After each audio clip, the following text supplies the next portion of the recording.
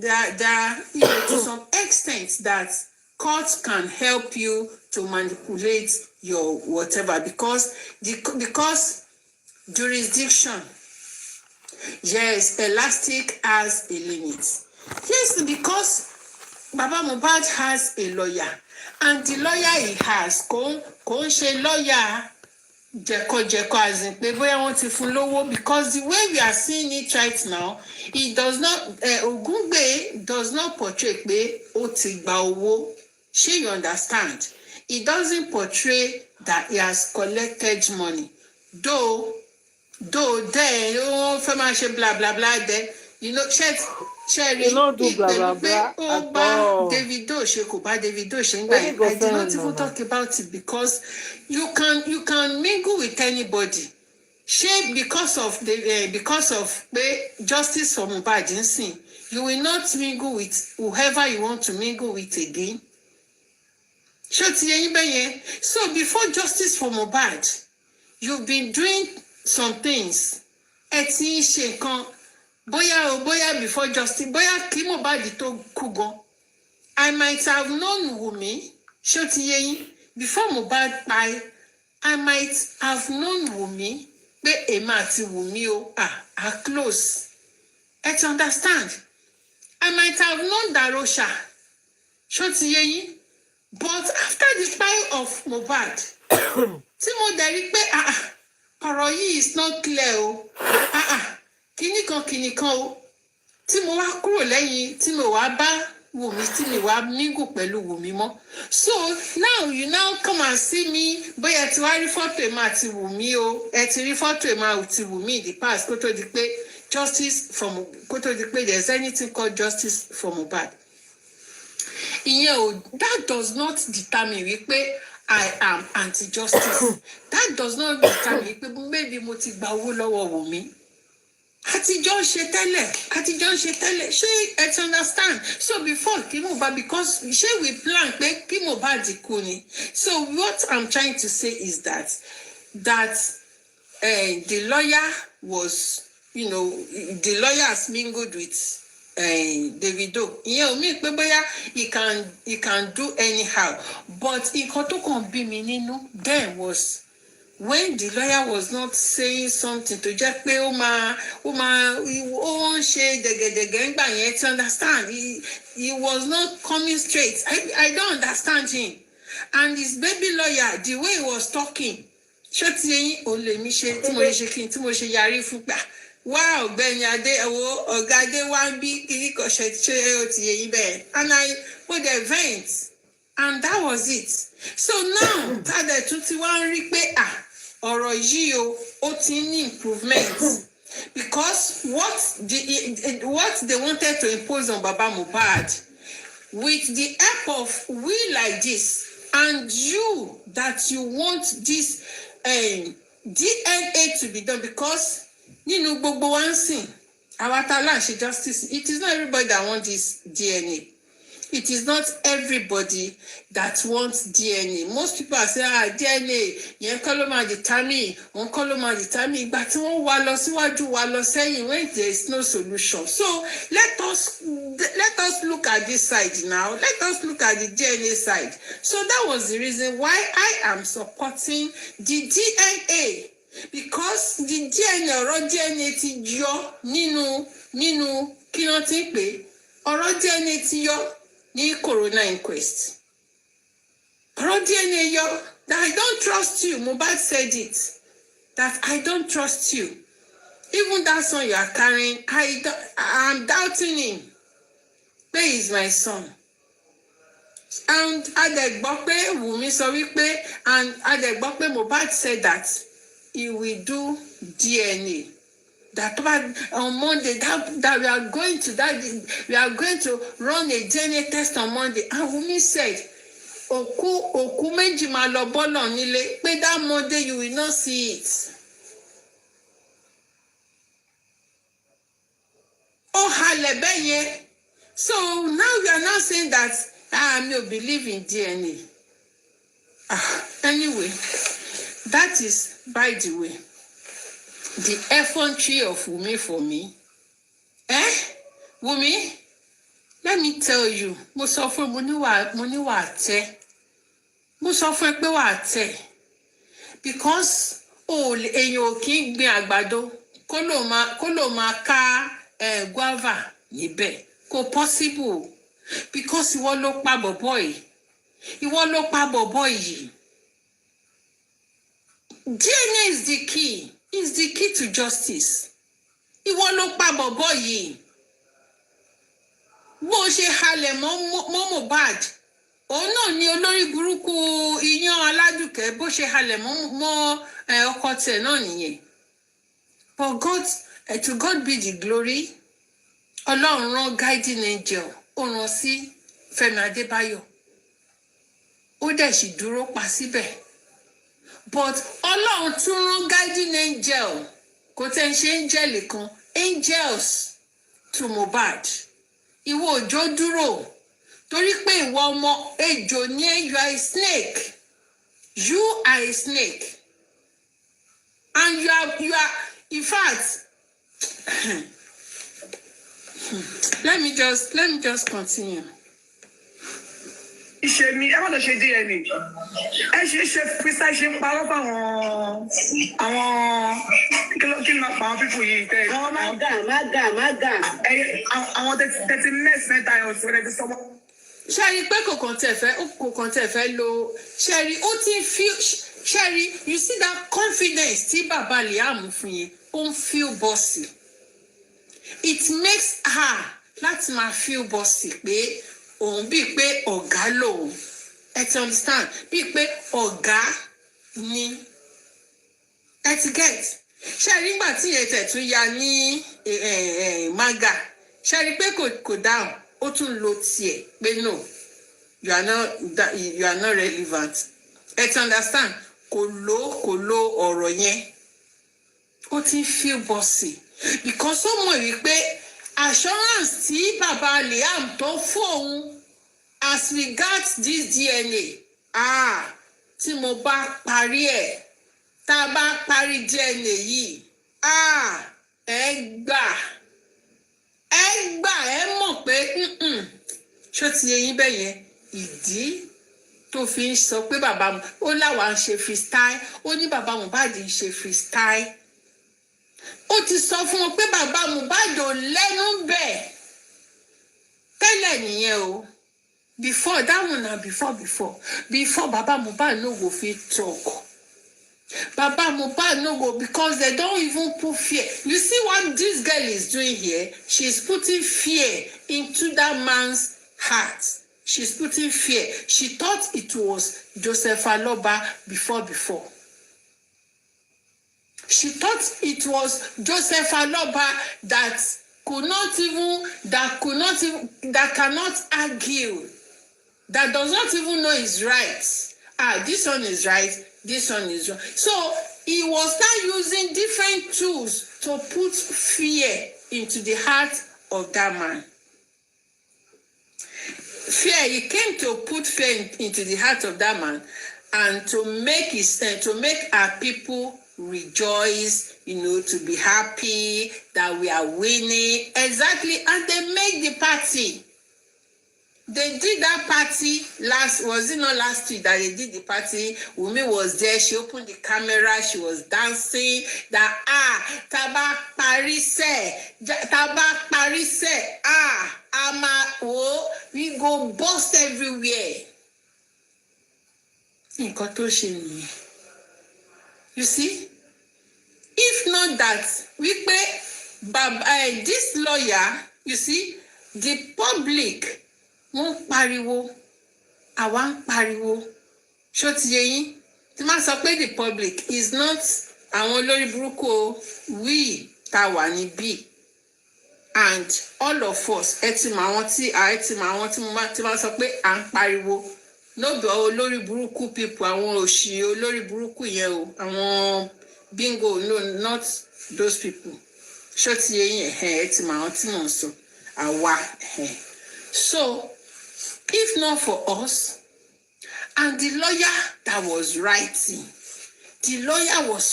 said this is this man's right because we are here on social media, we are shouting, talking, but we cannot write.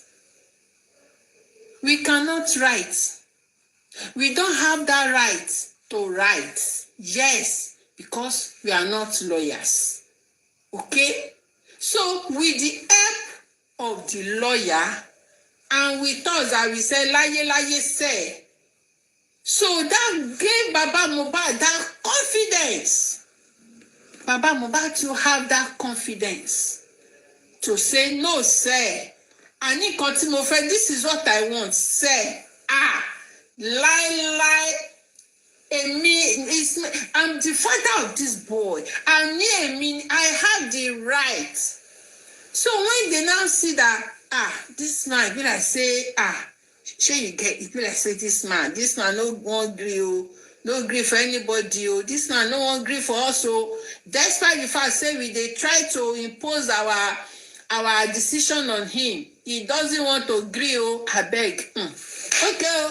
So okay, you are the father of your son. We are not negotiating that. So what do you say what you want? Okay, already, Baba Mohbad. Yes, our constructive critics gave him confidence. Thank you. Exactly. And also, our constructive critics gave that lawyer, that's I don't want to say it's not confidence, gave him the zeal, Abi, gave him that zeal, or gave him the kinikpe. I have to wake up from my slumber. I have to do this thing. Shall you understand? Our constructive critics gave that lawyer also, that zeal, that vigor to proceed. And to understand, and Baba Mohbad to have that confidence. But is my son. I demanded for this. I demanded for it. And we said that Baba Mohbad, you are not paying money for anything. No. So when they now pose that question to Baba Mohbad, when they now say, okay, Wummi, you too, you will get three this hospital from abroad, and Baba Mohbad they pay. They say Baba Mohbad say no, they pay. Yes, put him on his toes. Thank you. Put him on his toes. Yes, thank you so much. They say Baba Mohbad say he no they pay. Can you imagine, Shatiri? Hey, let's clap for ourselves. Even the commenters say lie. People are saying no, Baba ẹ má sanwó, ẹ ní sanwó, láyé o, kíní kan o. You see? So that is why, today I'm happy. It's not that I'm happy because they've done the DNA. No, they've not done the DNA.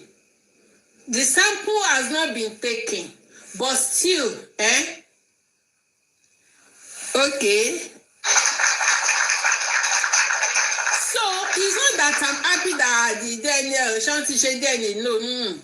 But because in contact kick against one mulo. Yes, what we kicked against one mulo, we saw the results. I'm happy because we saw the result of what we have been talking about. Ẹ jẹ́ ká tẹ̀ tún gbóríyìn fáwa náà. Ẹ já gbórí oríyìn fúnra wa náà. Fún bàbá abúsí ego Baba Mohbad. We boosted his confidence. So ẹ jẹ́ kí inú wa náà dùn. Kó tó wá di pé àwa tún fèsì the main. Ẹjọ́ kí náà ti porúkọ the main yẹn náà. What's the name of that the main yẹn náà? Orúkọ wo náà lò fún yẹn náà, ẹjọ́, please write it. orúkọ wo náà lò fún yẹn náà ẹjọ orúkọ wo náà lò fún dìmẹ́dìmẹ́ yẹn chain of custody yes mo rántí fún ara mi chain of custody òun láti wọn máa pariwo ń sìn ẹ̀yin wèrè.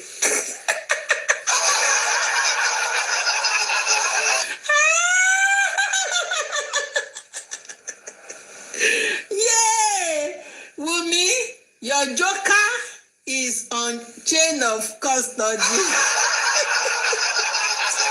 Oh my God. Wummi, take it down.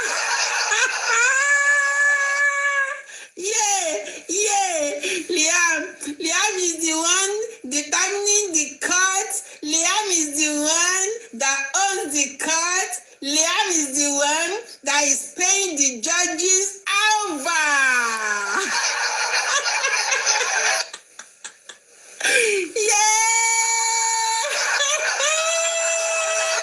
Let me tell you, see that chain of custody. You see,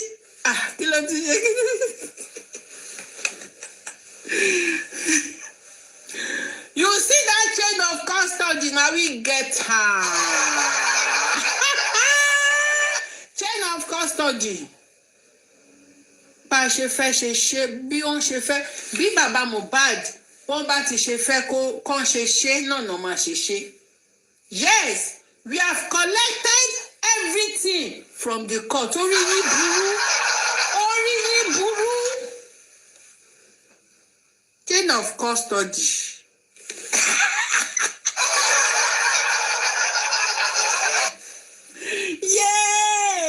Wọ́n ní chain of custody ló kù.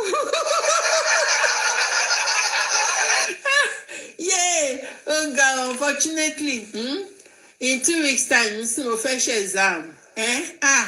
Oh God, I will not be coming live every day. Irú ẹ̀yìn sì bá yẹ kí n máa kàwé ni.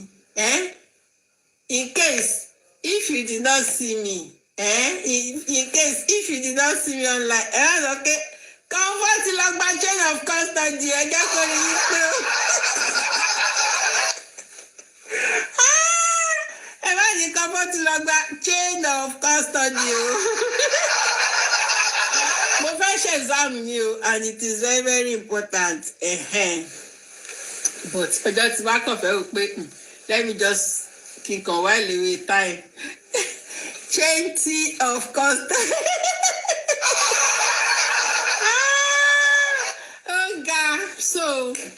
So ẹ má jẹ́ kí ẹ má ká ṣeré honestly ó yẹ kí this week ó yẹ kí máa fi Wùmí pààyàn Ọlọ́run oh God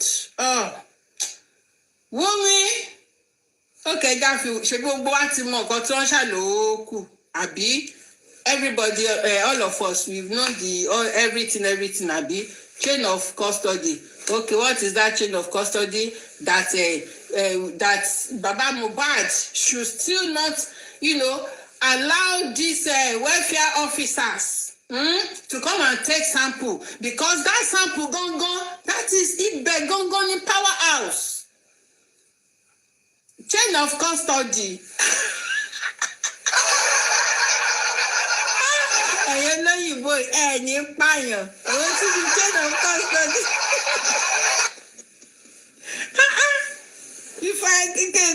Ká tó fẹ́ máa ti fọyìnbó kan jáde, ó ga o. Ó ga ẹ̀yẹ́ lóyìnbó ní pa wá. Ọlábísí ni sẹ́ẹ̀. Good evening, how are you doing? Ọlábísí ni sẹ́ẹ̀. Ẹ jẹ́ pàtẹ́wọ́ fún Ọlábísí lórí Facebook. Welcome everybody on Facebook. How are you doing? Chain of custody ló wà ní tàǹsì. Chain of custody ló wà ní tàǹsì. Comfort ṣẹ̀ṣẹ̀ gbóyìnbó yẹn ni chain of custody. Bàbá Mohbad ló ní chain of custody tí ti ta. Tí ti ta yín wèrè. Àwọn wèrè ọmọ àná máa ń kàn só lára wọn. Abẹ́ ṣí eré ni. Ṣé mo sọ fún yín? I told you. I told you, I said, ẹ ṣì já ní sùúrù o. Comfort tí rí update. Tá bá rí update, a máa ṣe justice. that we have seen updates, mo ti ń design bí mo ṣe máa ṣe gbé àwọn wèrè ó yà ṣe gbé wọn sáré á tún dàgbòrò á máa dàgbòrò rú o wèrè ọmọ jàtijàti ó bá ti lọ join ní Arizo ṣé Aristo ló lọ join àbí kí náà lọ́mọ yẹn lọ join ẹ gbà mí Wummi wọ́n lọ lọ join Aristo film.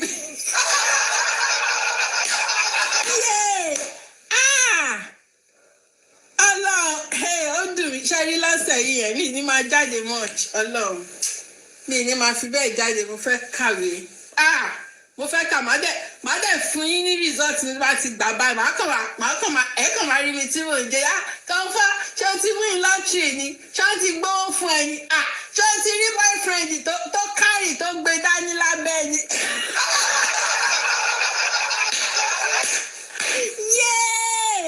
Oh my God! Mo fẹ́ kí n kàwé yẹn kí n lè pass once and for all kí n dẹ̀ get out. Ṣé ti so nǹkan kan máa wá ṣé ti ẹ má bínú ṣẹgbọ́ mi ò gbowó lọ́wọ́ bàbá Liam o.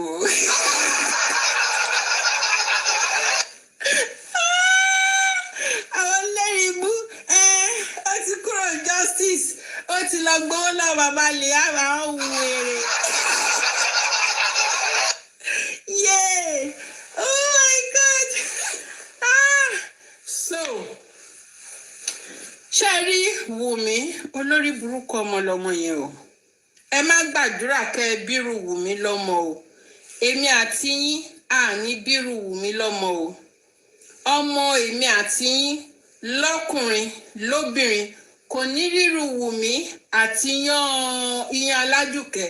Kò ní rí wọn lọ́kọ àbí láya gbé wálé o lórúkọ Jésù àmín. So please just look at the confidence of Wummi. Is the confidence for me? Ta ló fọmọ ẹ ní confidence? Bàbá Liam ìwọ ló fún Wummi ní confidence orí ẹ ti burú bàbá Liam. Bàbá Liam orí ẹ ti dàrú wọra ẹsìn. Àṣẹ bó ṣe rí rèé. Àṣẹ ẹ jù báyìí lọ bàbá Liam àṣẹ ẹ ní gbogbo bẹ́ẹ̀ ṣe ń pàṣẹ tó bẹ́ẹ̀ ṣe gbẹ́sẹ̀ lọ́lọ́pàá tẹ́ ṣe ń gbẹ́sẹ̀ lé gbogbo àṣẹ ẹ lè gbẹ́sẹ̀ lé kóòtù lọ títí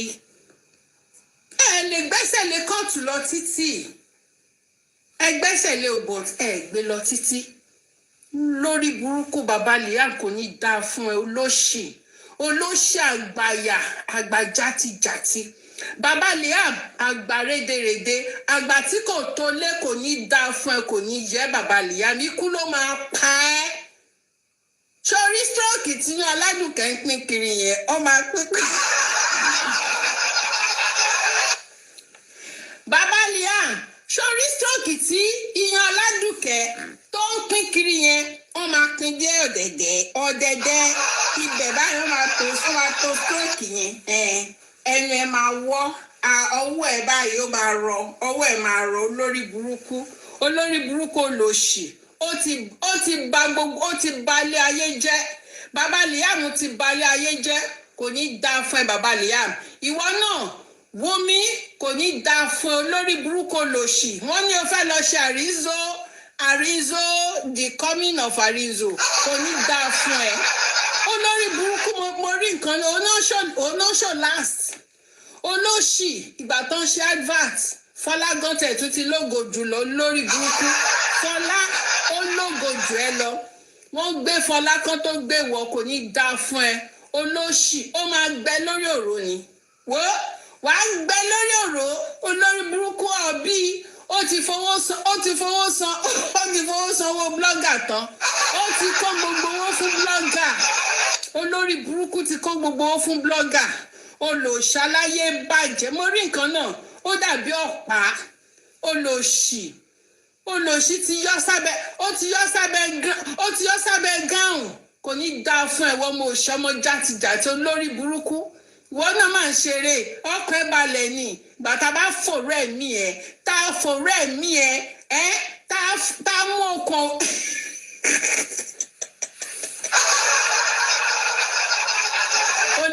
burúkú ṣé chain of custody ló tún kù fún ẹ wèrè ni ẹ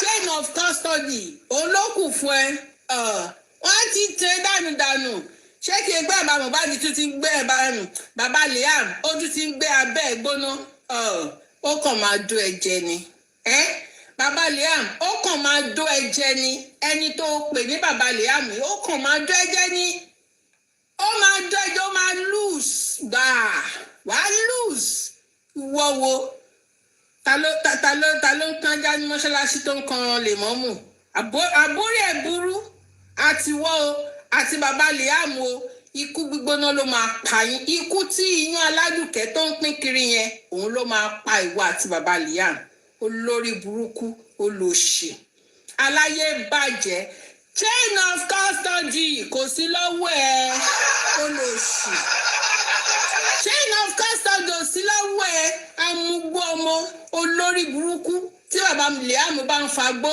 ìwọ náà wàá máa fa kí náà ti ń pè wàá máa fa kí náà ti ń pè balloon olórí burúkú ọmọ òṣì jẹ́ wàá máa rí i pé chain of custody wà lọ́wọ́ ẹ̀ kò ní dá fún ẹ kò ní dá fún welfare officer kálá ní welfare officer kìíní ni olórí burúkú yẹn àbá ti gbé síta ti pẹ́ àwọn wo ẹ wá mú kọfí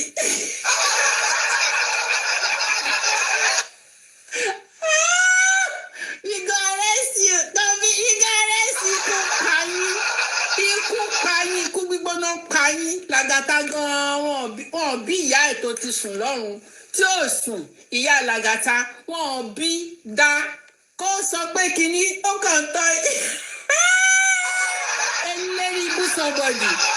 ẹlẹ́rìí ibú somebody ni ẹ olóṣì ọmọ játijàti olóṣì aláyé bàjẹ́ wọ́n ní chain of custody ló kù Wummi olóṣì aláyé bàjẹ́ elétí kákò lọ́ọ̀yà tó lóun lò olórí burúkú ìwọ Kàbírù olóṣì lọ́ọ̀yà tẹ́mu wọ́n pè lọ́ọ̀yà tẹ́mu náà dùn wọ́n pè ẹ́ ní lọ́ọ̀yà tẹ́mu you are happy about that orí pé tẹ̀ ti bàjẹ́ ayé ẹ̀ ti lu ayé ẹ̀ lọ́ọ̀yà tẹ́mu ayé ẹ̀ ti lu so ẹ máa gbọ́ lórí burúkú lọ́ọ̀yà tẹ́mu o mò ń gbọ́ and you know in Nigeria there's no place where they can do DNA in Nigeria mo dábàá aláyé bàjẹ́ you know why he's saying that.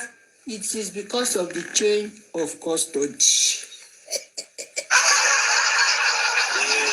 because of the chain of custody. He doesn't know what to say again. How can somebody, even me, that I don't even know law like this, I know that they can do swap DNA in Nigeria. Yay! Olórí burúkú, you see how Mohbad slapped him. Mohbad gave him a dirty slap. He doesn't even know what he's saying again. How can somebody of that idiot be saying that they don't do DNA in Nigeria? Olóṣì. Instead of him to say that, Shebi, we've been saying it before. We have been shouting.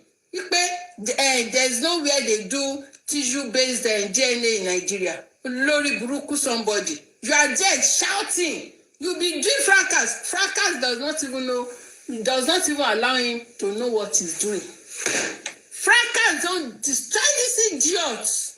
Aláyé bàjẹ́, like lọ́ọ̀yà Tẹ́mu, like Wummi, like Baba Liam. Ẹ̀yin olórí burúkú tẹ́pá máa finá. A máa dáná sun yín ni. Ẹ̀yin wèrè játijàti, ẹ̀yin olórí burúkú, ẹ̀yin aláyé bàjẹ́. Wọ́n bí ikú máa pa ìwọ àti bàbá Liam ni ṣọ́ọ̀tì yí ẹ a máa dì pẹ̀lú yín we go use fire shave una yash okay Wummi wọ́n ti ní they say Wummi o go and bring 3 DNA centers from abroad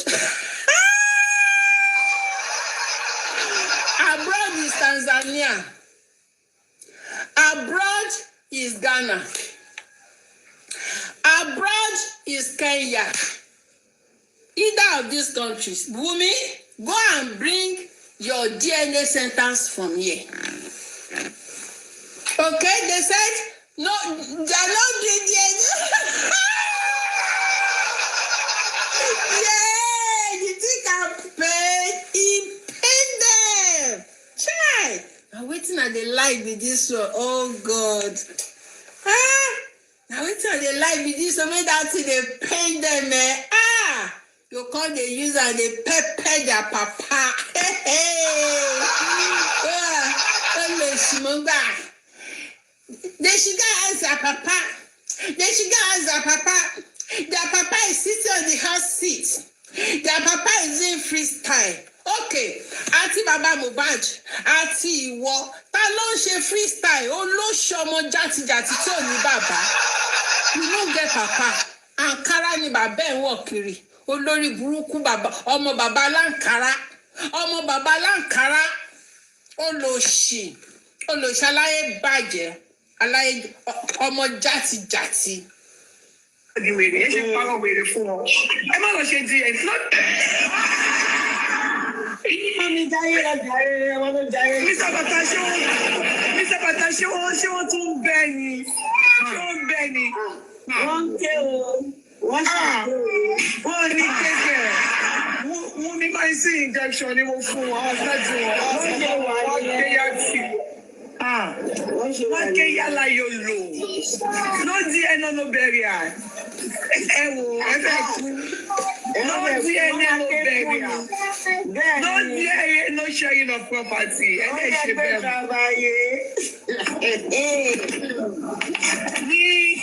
Ní táìmù yìí lè fẹ́lẹ́ ṣe lẹ́tọ́ disguise. Bàtí mo gbọ́ Mr. Bẹ̀dá mo kọ́ rẹ̀ yìí ni wọ́n ní kékeré Baby, I do. I want to see you freestyle in 2026. See, ready, as daddy. I know you share me. I want to share DNA. I share freestyle. She parle pas en. Quel people you tell? Oh my God. I want to mess with I was whether somebody with it. She parle with the phone. I want to share DNA. Not DNA no burial. As somebody. Well, daddy, you know, I was 60. I had to tell someone. Liam shake. Quand il y a de la chez DNA. So, tu vas t'en vivre, tu vas m'apporter ma freestyle. Qui a ça, Mr. Paita?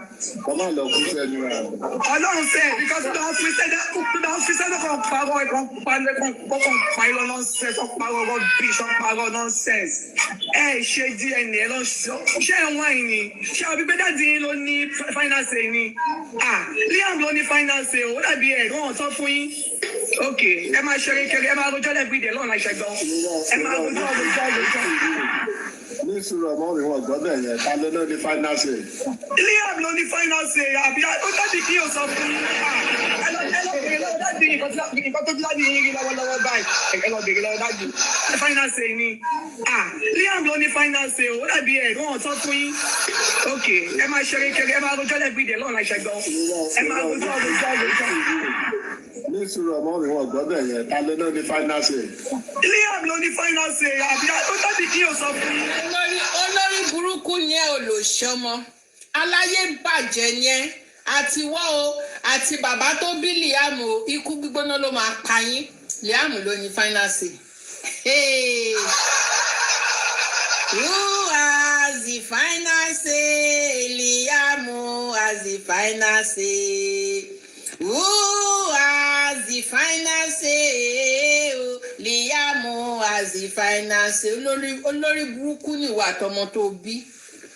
Olóṣì aláyé bàjẹ́ aláyé pinyìnkìn. Ẹ̀dẹ̀ tí wàá ní fáínánsì. Olórí burúkú ọmọ òṣì. Tẹ́mi ìyàwó ara all market.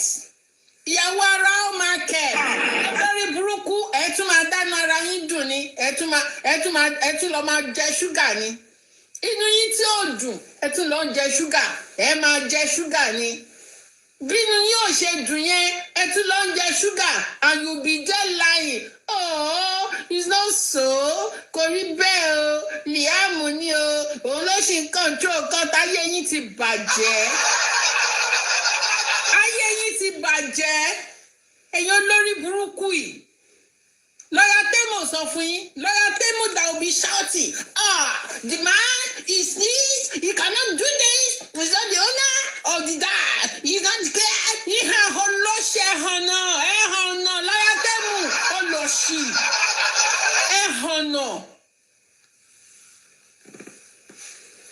I was even expecting you to continue with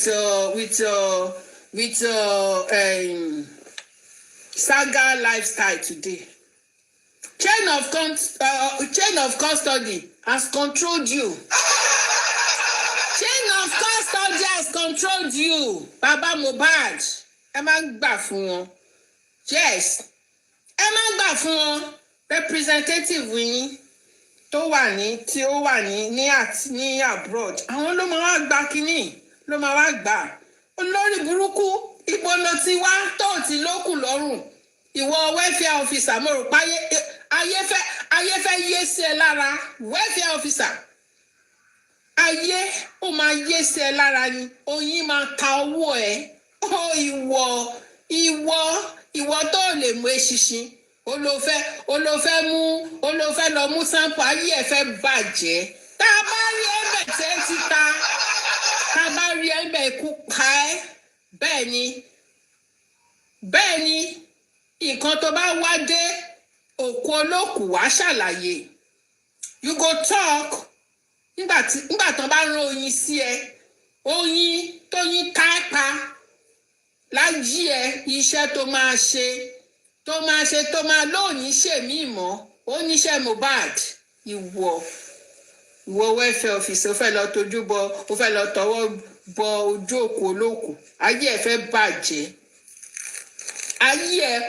bàjẹ́ welfare officer ikú fẹ́ pa yín ó fẹ́ pa George gan yes ikú fẹ́ pa yín pa George lọ́dí wèrè wo ló máa ń yí dandan abẹ́ yá wèrè èyàn ló ṣì jàtijàti kò ní dá fún yín dá fún anybody yín ikú ló máa pa yín kò ní yẹ yín àbó ló ṣì lẹ́yìn ni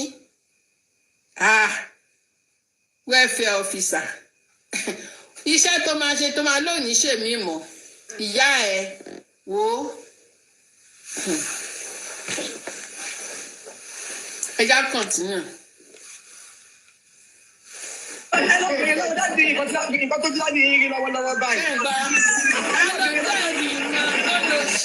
Ta lójú ẹ̀rí nǹkan? Ìṣúgà náà ṣàdájì what his eyes is seeing right now. Orí ẹ̀ burú. Orí ẹ̀ ó burú bí eégún tó ń léwèrè. Ṣé o yìí sí náà? Ngbá wọ́n ní o lọ sí abroad kò lọ wá bí tá a ti ṣe díẹ̀ ní wa. Ọ̀ǹdì kíná fún yín ọ̀ǹdì 10 àbí ọ̀ǹdì kíná pè lórí burúkú. Kó lọ sí Sambisa forest. Oh, they can do it in Nigeria. And in Lagoon Hospital. In Lagoon Hospital. Orí yìí burú. Go to that Lagoon Hospital. Go to that Lagoon Hospital right now. Ọ̀sẹ̀ kan péré ni wọ́n fún yín o. Ọ̀sẹ̀ kan, just 1 week. Ọ̀sẹ̀ kan péré. Ọ̀sẹ̀ kan wèrè olóṣì.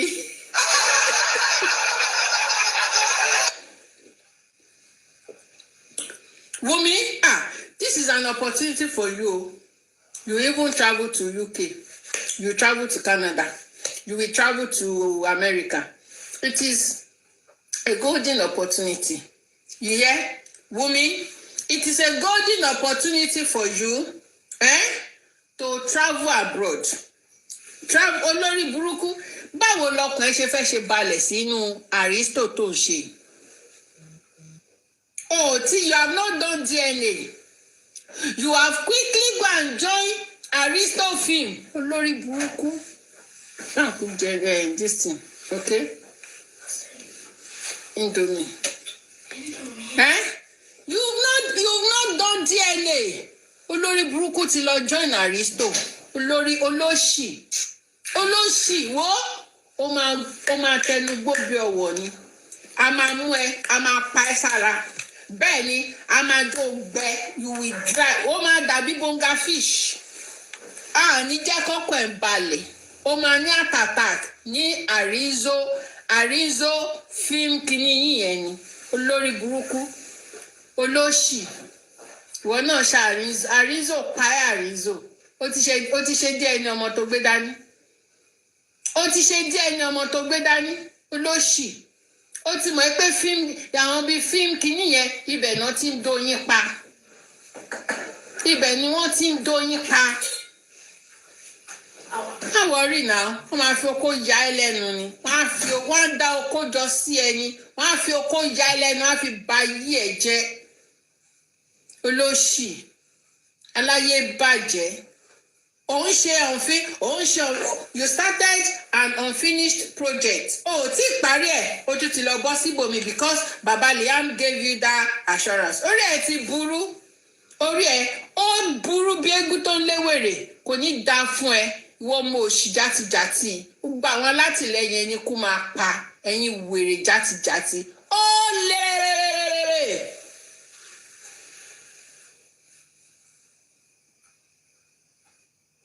Láyé bàjẹ́.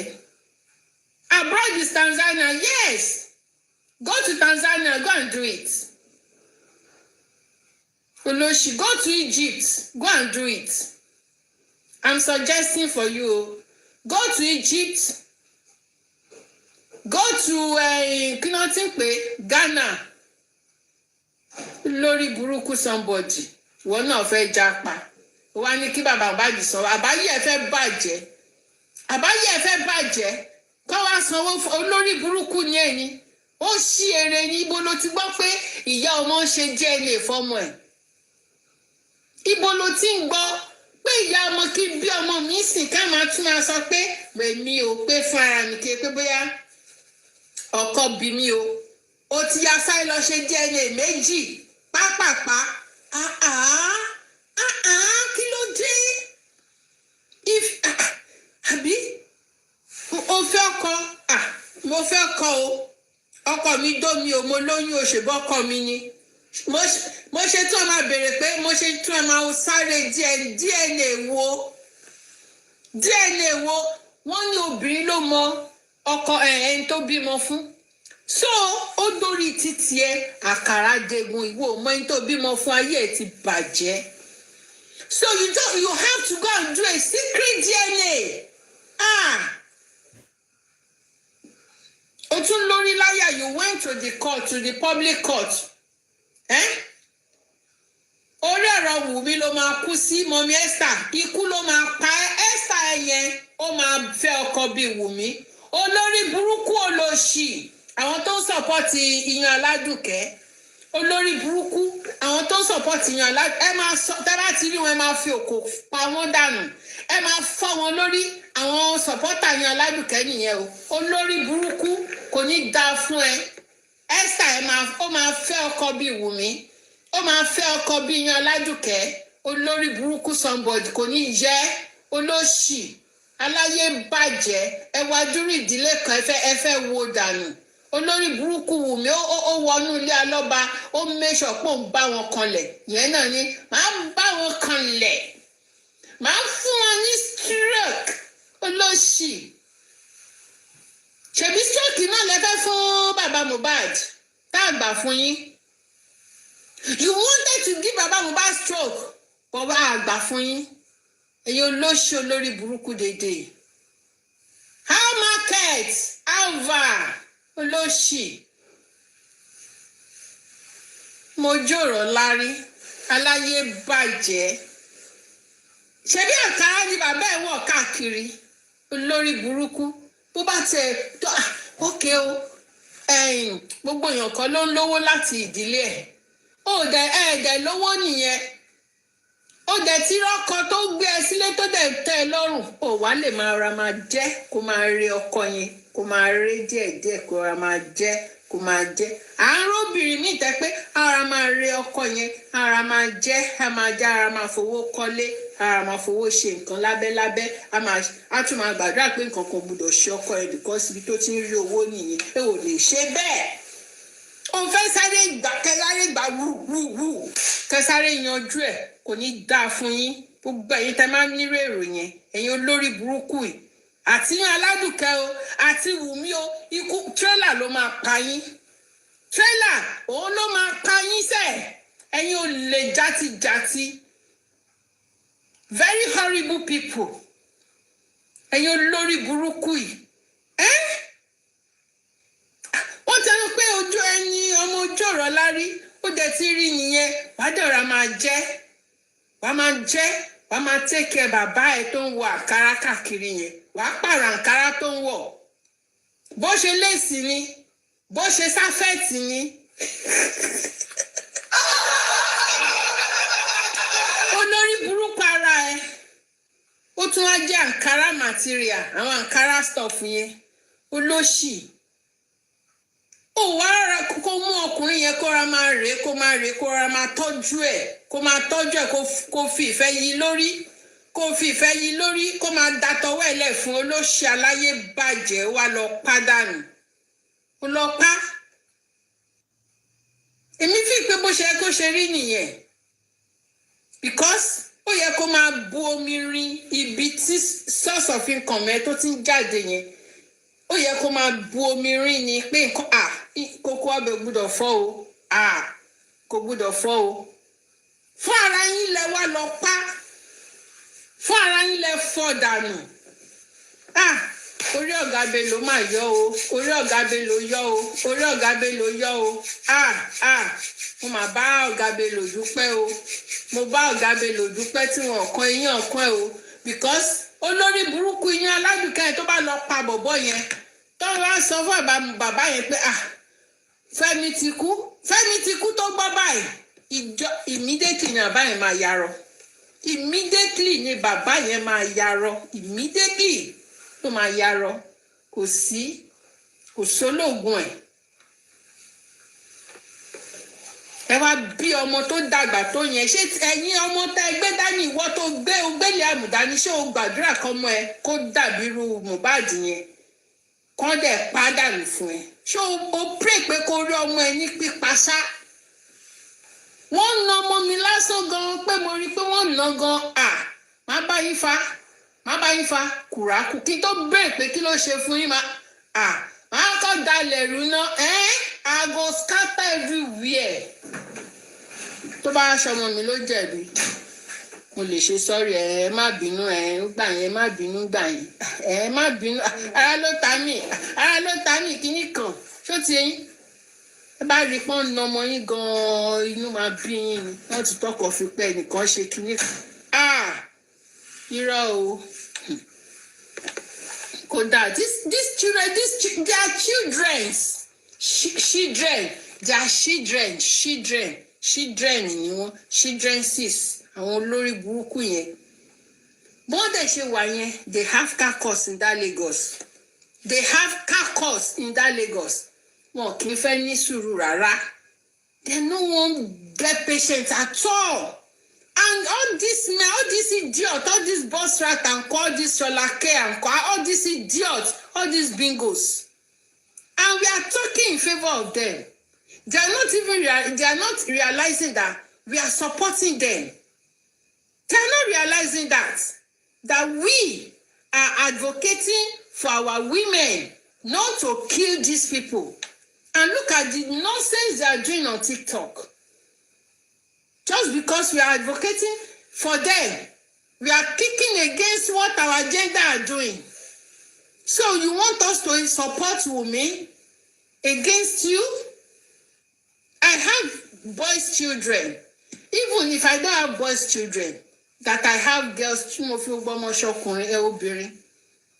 is it right? Ṣé ó dẹ̀ máa da ṣá tó bá pa ọmọ ẹ sílẹ̀ kó ń pa ọmọ ẹ ṣó dáa? Be it a girl or a boy, ṣó dáa ṣó lè? Can you withstand it? Can you withstand it? You can't, but you want to do it for others.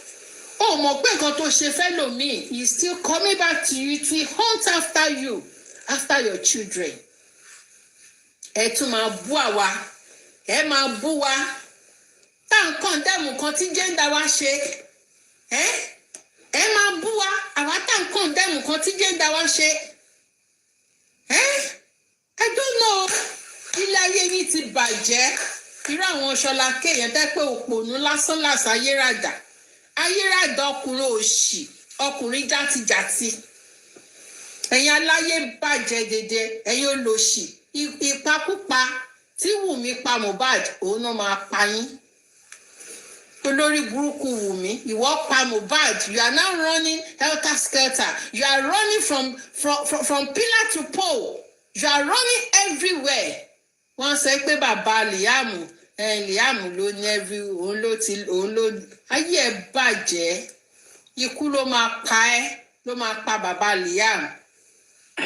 Because daddy ló ti fẹ́ wọn sí sí ẹ̀yà tètè sọ fún wọn Liam ṣe kéré o kọ́yà tètè lọ ṣe DNA so tẹ́ bá kọ̀ wípé ẹ̀kọ́ lè máa bọ̀ tá a máa fi sáà kí ẹ sọ Mr. Paita. ọmọ àlọ́ kú sẹ́nu ẹ̀.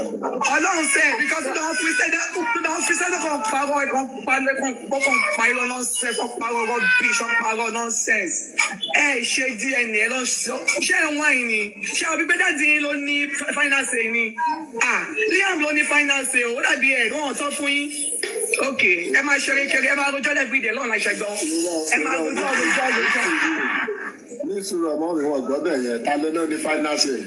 Liam ló ní finance àbí ó dáàdì kí o sọ fún yín ẹ lọ bèrè lọ́wọ́ dáàdì nǹkan tó dáàdì yín rí lọ́wọ́lọ́wọ́ báyìí ẹ lọ bèrè lọ́wọ́ dáàdì yín nǹkan tí dáàdì yín wà lórí ọ́fíìsì lọ́wọ́lọ́wọ́ báyìí ẹ lọ bèrè lọ́wọ́ dáàdì yín. dáàdì yín ò ní kọ́ tàwa sọ fún yín bóyá dáàdì yín ló ní finance bóyá Liam ló ní finance. Bàtà ló tọ platform o, I no dey here tonight o. Àgbọ̀n tí wọ́n lọ tọ platform o. Lady tí ò ní gbélé ayé ṣoríire ọmọ ẹ ò ní gbé ilé ayé ṣoríire ọmọ ẹ wàá máa gbé dìgbàdìgbà kiri ni wàá rí ikú ọmọ ẹ nílẹ̀ báyìí wàá gbé ikú ọmọ ẹ fún ara ẹ wàá gbé ikú ọmọ ẹ wàá máa gbé kiri wàá máa gbé ráǹdì kiri ọjà ó ti yẹ wọ́n á pè ẹ́ pé kó wá gbókù ọmọ ẹ mọ́tò máa pa ọmọ ẹ ó máa pa sójú títì tó ò ní lè recognize ẹ Lady T ayé ẹ ló máa bàjẹ́ ó máa ṣòfò olórí burúkú ọmọ òṣì ẹ̀yin ìran àjẹ́ aláṣọ ṣíóṣíó aláṣọ kò ní dáa fún ẹ Lady T ìwọ tó pè rẹ Lady T yẹn kò ní dáa fún ẹ ò ní jèrè láyé ò ní jèrè tó bá ṣe ń fi ọwọ́ ọ̀tún ṣiṣẹ́ wàá máa fi ọwọ́ òsì dánù ni ọmọ gbogbo ọmọ tó bá bí ló máa wọ́kú bẹ́ẹ̀ ni mo sọ fún ẹ àdàbí tí ò bá ń ṣe Wùmí ló pa Mohbad àbó lórí burúkú ni ẹ wá lọ gbé ìyẹn aládùn kẹ́kọ̀ọ́ ẹ lọ gbé dìde àbó ló sì níyìn ni olórí burúkú mà làwọn eléyìí o wọ́n tún lọ plant ìyẹn aládùn kẹ́kọ̀ọ́ kó wá gbé story kan àbó lórí burúkú ni ẹ fẹ́ fi dí justice orí yín ti burú láé orí yín ó ti burú tá a bá ń sunkún àmàríran àbẹ àẹmọ ni orí yín ti dàrú torí pé a ti fi yín lẹ̀ àti ń ganu àti ń nọnu káàkiri Ọlọ́run ló yọ wá tí wọ́n fi kíní gbá wa lẹ́nu olórí burúkú torí pé a ti ń ganu káàkiri àti ń ganu sọ̀rọ̀ lọ́rọ̀ káàkiri ẹ wá bìlíìfì pé bóyá justice yẹn ó ti kú ayé yín máa bàjẹ́ ni ẹ̀yin olórí burúkú yìí kò ní yẹ yín kò ní dà fún ó bá yẹlẹ̀ fún yín ni ẹ̀yin olóṣì ẹ̀yin rédèrèdè játijàti ẹ̀yin ọmọ òṣì ẹ̀yin ọmọ ọ̀rọ̀lẹ́ ayé ẹ̀yin ọmọ aláyé bàjẹ́ irú yín ni iyán aládùkàbí kí ó lò ń jẹ ẹ̀yin olóṣì ẹ̀yin ọmọ òfò kò ní dà fún yín iyán aládùkẹ́ kò ní dà fún ẹ ẹ̀yin Wùmí ikú ló máa pa ẹ́ iyán aládùkẹ́ ikú ló máa pa ẹ́ kò ní dà fún ẹ gbogbo yín pọ̀ ni tábà tí ń gba yín mú báyìí ikú òun ló máa ṣàgbá yín ikú ló máa ṣàgbá yín ẹ̀yin olórí burúkú yìí gbogbo yín bá a máa tò yín báyìí ni a máa list orúkọ yín kò ní jẹ yín ẹ̀dẹ̀ rí adúrú ilé yẹn ẹ fẹ́ wo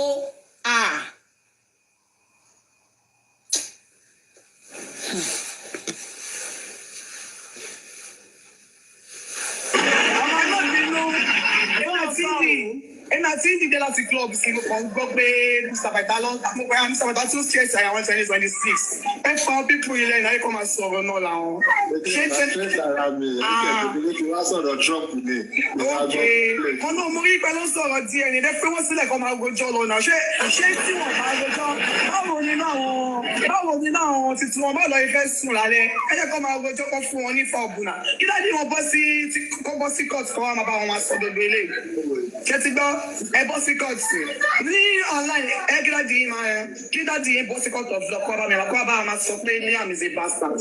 Ẹ mọ mẹ́mẹ́ ẹ mọ. Liam is a bastard. Àti ní oyún wá òní Liam ti jẹ́ ọmọ àlè. When they say somebody is a bastard, ìyẹn ò kí ń ṣe kínní kò ń ṣe èbù. Ọmọ àlè ni Liam kò ń ṣọmọ kan orí ẹ̀ burú ni ìwọ ọmọ yìí. Orí ẹ̀ burú ni ọmọ àlè ni Liam tó gbé dání. Ta ni bàbá Liam? A kàn ń pariwo bàbá Liam ni ò gbé síta. Ò gbé bàbá Liam síta but a máa rán èpè sí. Èpè díẹ̀díẹ̀ ló ń pakọ àgùnrín. Yes, díẹ̀díẹ̀ yẹn a máa mọ yín lára. Má wọrí o lórí burúkú o bí ọmọ kan ṣoṣo ọmọ yẹn jọ máa lè nílé ayé orí báyẹ̀ ti bàjẹ́. Ìyàn Aládùkẹ́ náà bí ọmọ kan ṣoṣo ẹwọ ọmọ tó bí kì í ṣe pé bẹ́ẹ̀ mo fi ń yọ ọmọ yẹn Ọlọ́run dáríjì mi o. Ẹ̀yin amúnibú ni ẹ̀yin amúnijárun ni gbogbo ní ẹ̀yin olòṣì játijàti ẹ̀yin aláyé bàjẹ́. Wùmí bímọ ẹyọ kan bí ọmọ àlè.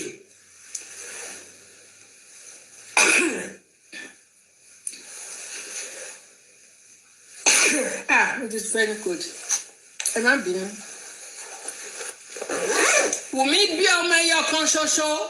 Ó fi ọmọ ẹyọ kan ṣoṣo tó bí sílé ayé. Wùmí fi bí ọmọ àlè. Ó fi first born. Ó fi bí ọmọ àlè. Ẹ bá wa gbọ́ Ọlọ́run tóbi. Ẹ bá wa gbé Ọlọ́run tóbi. Téèyàn bá bí ọmọ, téèyàn bá kọ́ bí ọmọ bá àwa máa ń tóbi fún mi.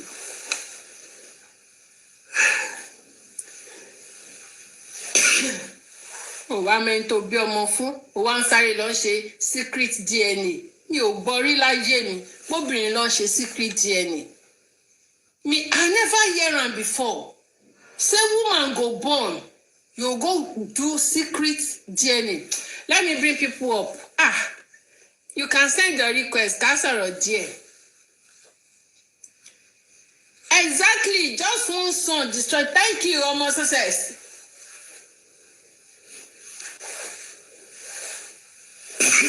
Just one son and he's destroying the whole world. Ọmọ àbàmì ló bí. Ọmọ àbàmì òun ló bí.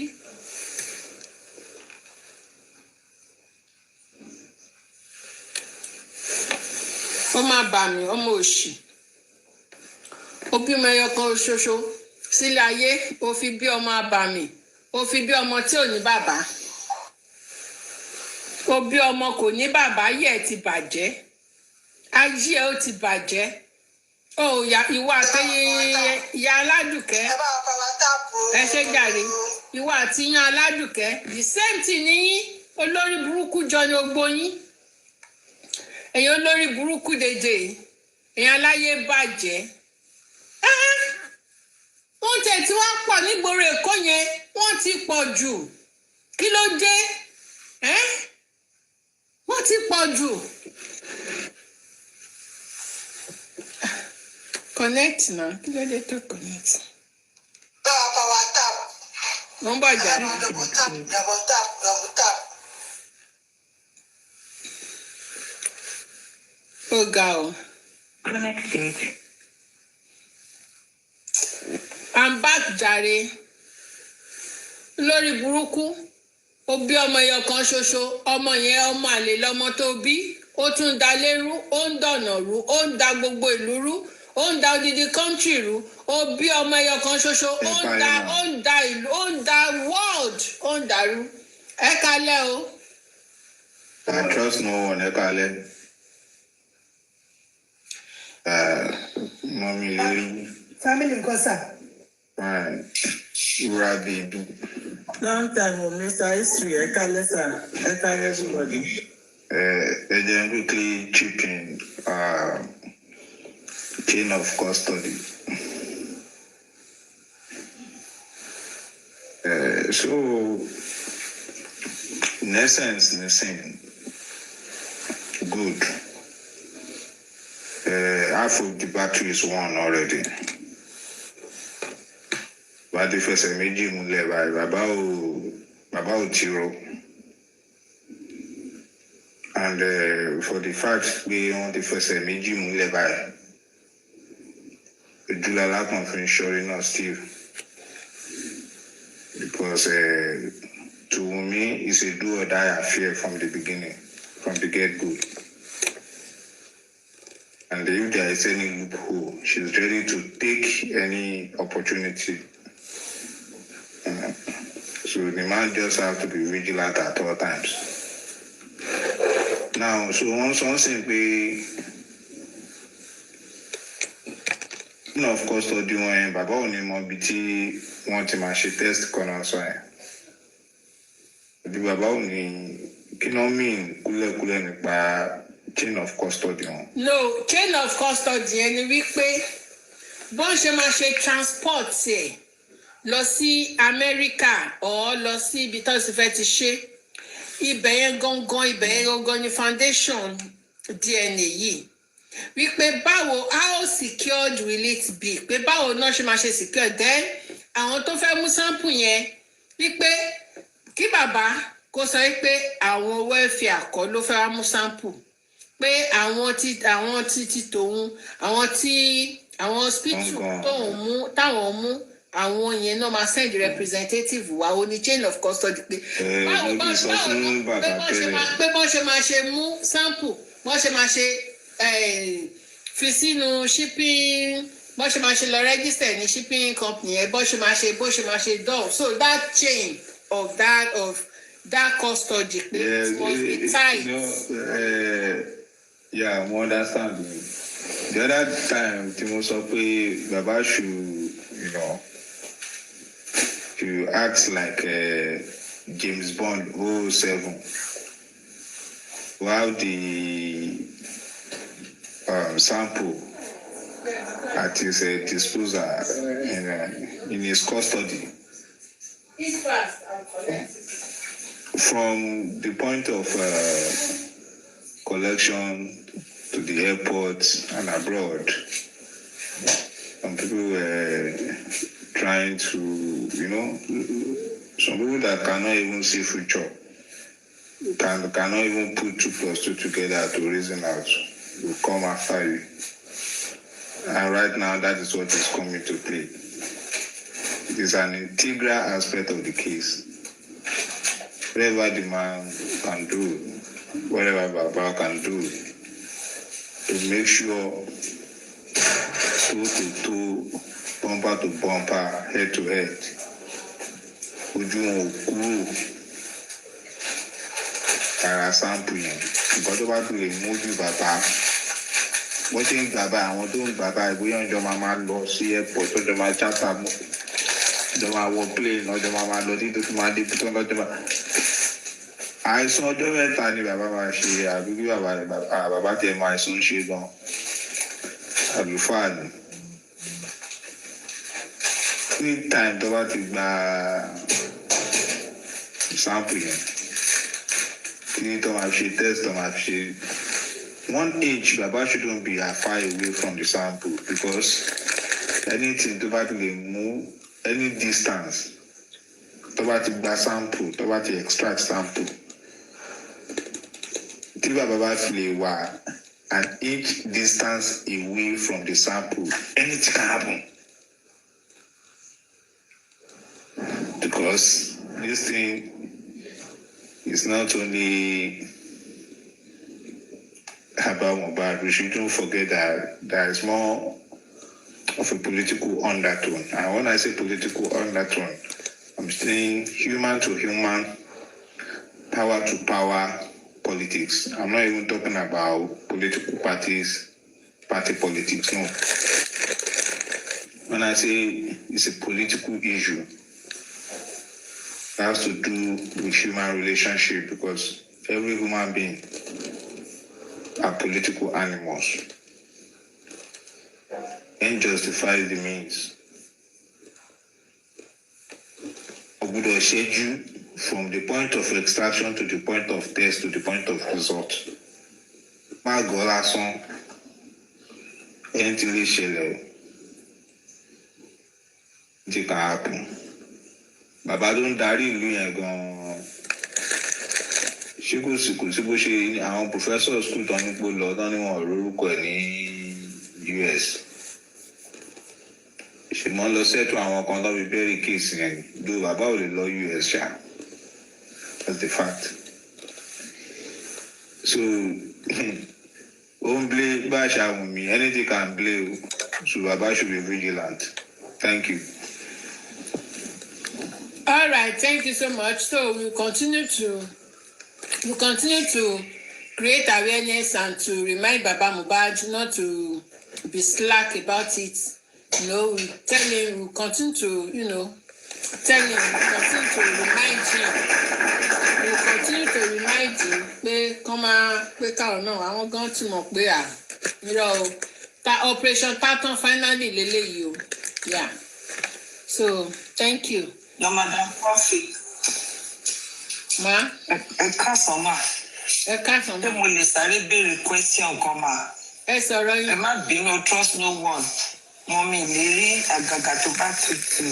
Madam Anike ọmọ sọ́sẹ̀ ẹ má bínú. Just one question kọ́lẹ̀ mà. Ẹ jọ̀ọ́ mà ṣé because àwọn ènìyàn mi ò gbọ́ dáadáa. Network mi ò dá látàárọ̀. Ẹ jọ̀ọ́ ṣé bàbá máa mọ hospital tó ti máa ṣe tí yóò bèè sí yẹn lábroad? Ẹ máa gbọ́. Àbí wọn ò ní mọ̀? Ẹ máa gbọ́ bọ́n ṣe sọ nìyí. Nǹkan tí bàbá Mohbad request fún tí lọ́yà tí kóòtù sọ pé rárá àwọn fẹ́ impose lé bàbá lórí. Nǹkan tí bàbá Mohbad request fún gangan náà wá embark lé lórí nsìn. So decision bàbá Mohbad náà tẹ̀lé nsìn wípé okay o a ti gbọ́ o ẹ̀yin lẹ lọ́mọ yín o a ti gbọ́ o ó yá ẹ lọ mú 3 hospitals wà ní abroad wípé because kò síbi tó ti lè ṣe tissue based ní Nàìjíríà kankan tí wọ́n ti wá accept wọ́n ti sọ pé kí àbá lọ mú 3 hospitals wá ní abroad kí Wùmí náà lọ mú 3 hospitals wá ní abroad pé kán wá submit ẹ̀ ní on the 10th àbí ṣebí nǹkan tó ń sọ nìyẹn mọ́ mi ìlérí. But that's not possible. Who said that's not possible? Ṣé tó bá mú 3 hospitals ẹ̀ kọ́ta wá ṣe ní 3 hospitals each yẹn ni àbí kóòtù máa mú kọ̀ọ̀kan lọ hospital wọn? Wọ́n máa mú ẹyọ Wọ́n máa ní kọ̀ọ̀kan. kán lọ ṣe àbí? Wọ́n máa mú ẹyọ kọ̀ọ̀kan. Wọ́n máa mú ẹyọ kọ̀ọ̀kan. Wọ́n á mú kan lọ sí Wùmí. Wọ́n á mú Tó kan bá lọ mẹ́yọ sí. kọ̀ọ̀kan yẹn ṣé wọ́n á jẹ́ kán mọ̀? Wọ́n á jẹ́ kán mọ ìtàn mú àbí? Okay, ẹ jẹ́ n play lawyer, ẹ jẹ́ n play interview lawyer. Okay.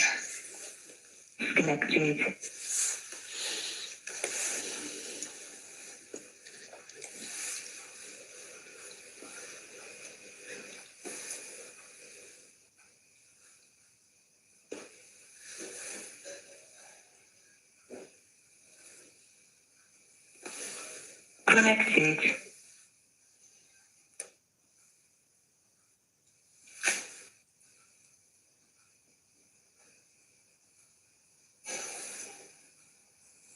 Omi ló ń gbé Nàìjíríà ti tu ọmọwé ọmọ wọn AM 2 AM 3 AM wọn plé ló fò lọ́wọ́ ẹ̀ ó tún gbé ní àbúrò. We did address because we referred to the progress that has been achieved so far. We informed the court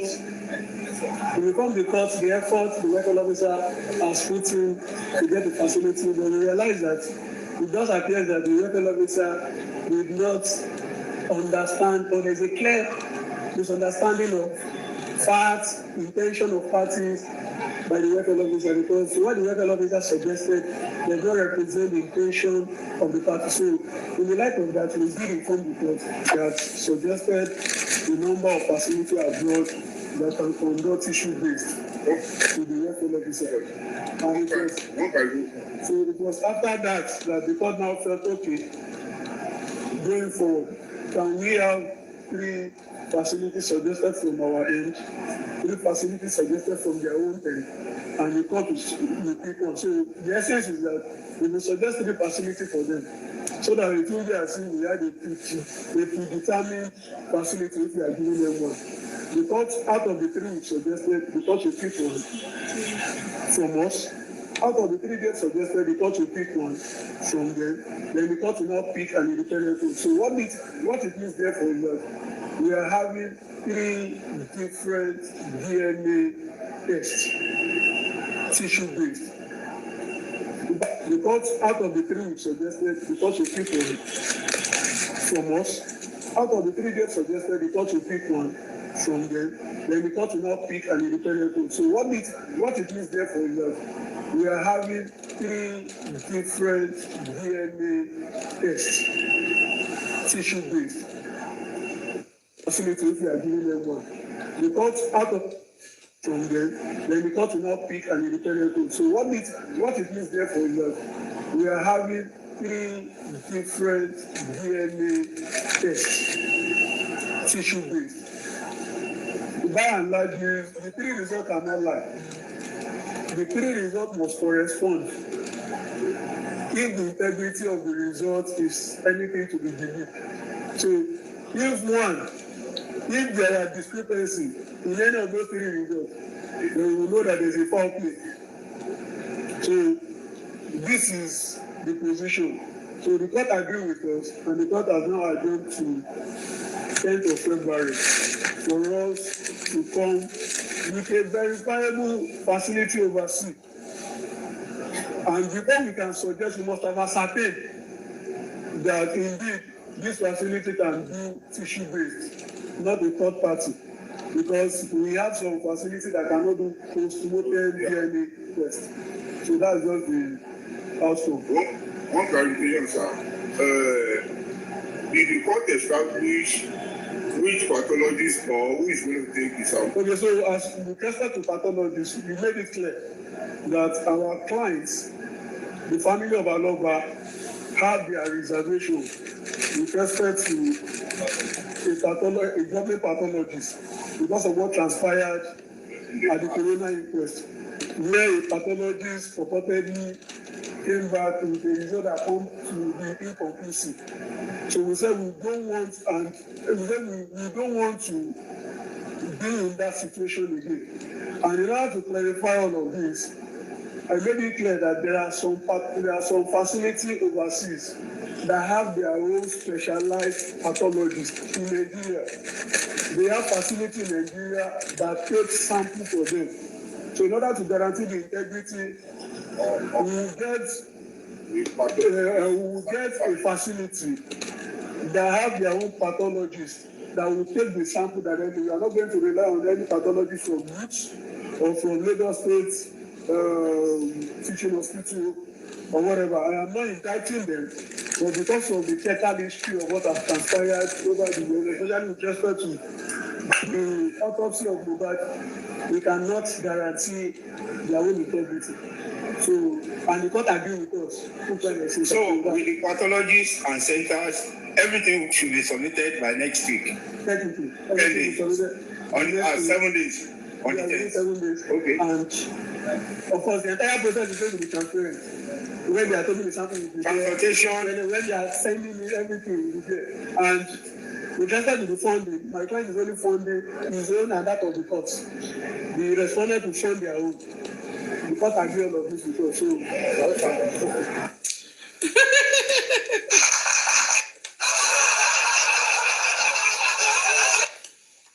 respondent wèrè ó fẹ́ dá gbèsè sí bàbá Mohbad lọ́rùn ó yà yọ́lẹ̀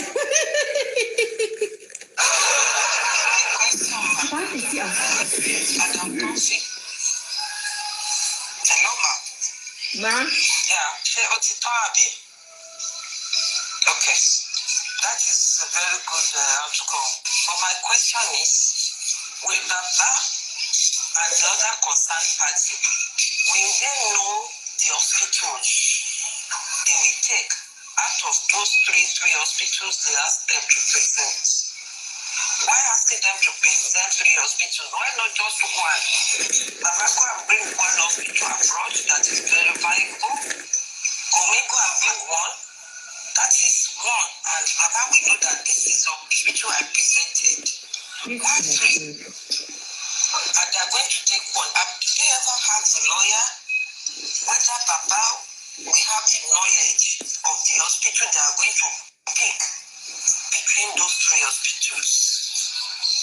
And that's my own question. Thank you, Mommy Moria. Hello, everyone. I just want to say something quickly. That it just sounds like another manipulating tactic to me. So what they should be doing is that they're the ones that should give us 3. And Baba should go and do his research properly and make sure they are accredited and then pick one from there free. Something like this, rather than the Baba basically picking 3, and then they will now go and do research to go and find out which one they can manipulate and then pick that one. I don't understand. You know, it needs to be, I think the lawyer needs to think about it very well and correct a few things, because Baba needs to fully know exactly what's going on. Full transparency from Mr. Joseph Aloba. No secret, nothing. Not you basically picking one random one from his list and then going to basically claim that you've done it in that one and we cannot verify it. I don't know. I don't understand, but yeah. Yeah, your thinking is justifiable. See, but what about, okay, Baba picking hospital from US, one in US, one in UK, one in maybe 2 in UK or wherever, sure you get. But it was Baba that picked these hospitals. So I don't think, we should be doubting this hospital that, okay, if they pick 2 in UK, I understand. if they pick 2 in UK or they pick 2 in America and 1 in Kenya, share these hospitals. Okay, if Baba picked 3 and they took they chose one out of these 3, but these 3 hospitals, they are genuine ones that Baba brought himself now. So how are they going to doubt Baba only introduced 2. Because I did not hear that Baba introduced 3 hospitals. I heard Baba introduced only 2. Now they're trying to make him provide another extra one from where? Mr. Titus, hold on. From Mr. Muyiwa. Let's look at it this way. Based on your inquisition, let's look at it this way. Okay, Baba is bringing 3 hospitals, right? Even if the court wants to pull a stunt by picking one randomly from Baba's side, Baba can even himself do independent tests with the other 2 on his own, just to have the reserve result. Should the case the court is representing the status quo. So if Baba brings 3 hospitals and they pick one out of the hospitals for their abracadabra, then the other 2 left behind, Baba can still contract them privately on his own, so that to be on the safer side, to have a backbone. Do you understand what I'm saying, man? The court will never accept it since they did not choose the hospital for Baba. They will never accept the result from Baba. It is only the chosen one from the court that they will verify the result. Even if Baba did or do any other ones, they will not bother to accept the result. That's why I said Baba should know the hospital which they are going to take out of the 3. Because this is all game. We are telling Baba to bring 3 hospitals. For what reason? Why 3 hospitals? When they Baba, bring one hospital. their own self. Wummi, bring one hospital. Let them go and let Baba know so that Baba can contest the result. If Baba do not know the name of the hospital, how will Baba contest the result when the result is out? And I know once the result is out and it favors Wummi, this court will never answer to anything again. The same game they played the game for us during the toxicology. I don't know. Ojulala confidential. I just can't be no lawyer. Talk about the name or if it's still going to be an unknown destination. Baba should not agree to it. They should know the name of the hospital abroad that they want to do the TU based. Not part of one name. So that if any result comes out, Baba will be able to contest it.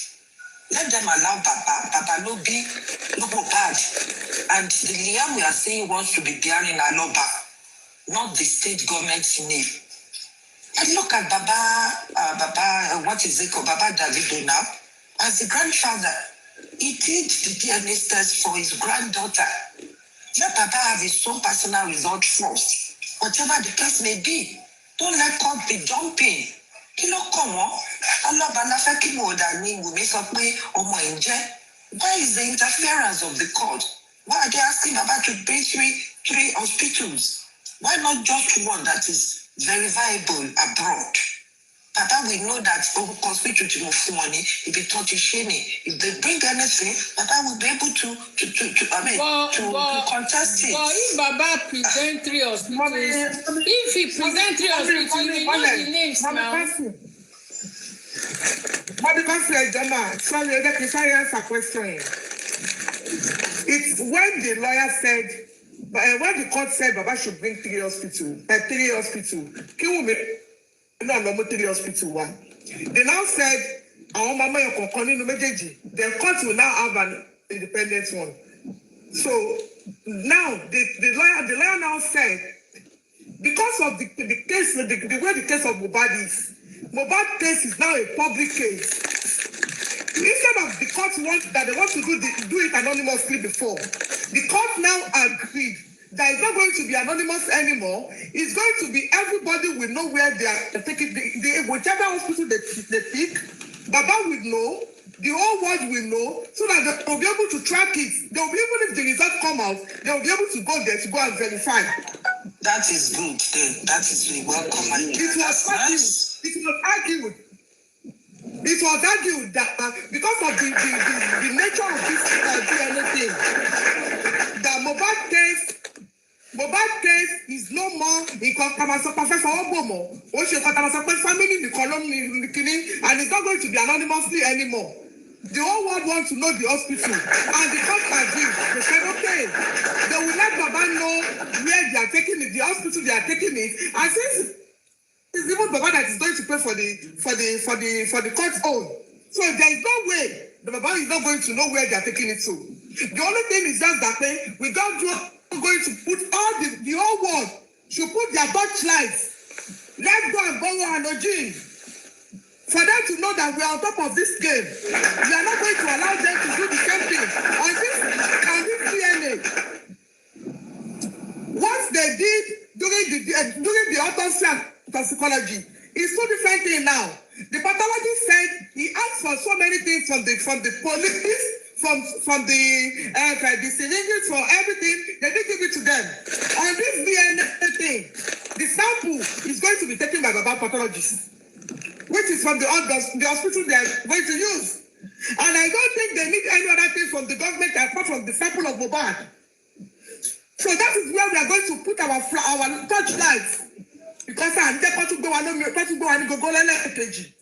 so this time around, they cannot repeat the same thing they did to the pathologists for the autopsy and toxicology. We don't need syringes in this case. We don't need any other thing apart from Mohbad sample, which is going to be taken by Baba pathologists.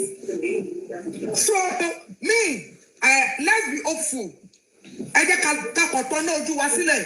And we let the government know that on this one, our lawyer, I feel lawyer, I feel they are on top of their game. No. The whole world wants to know. We want to know where they are taking the sample to. We want to monitor it bumper to bumper. so that any tear before they go, they want to go. So that is it. Thank you. Thank you, ma. Thank you. Thank you. Thank you, ma. That is the gift I expect my dad.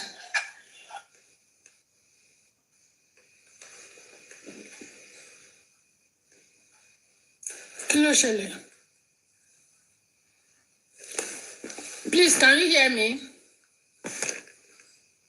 Yes, we can hear you. Okay, Mr. Ishaq, send the request.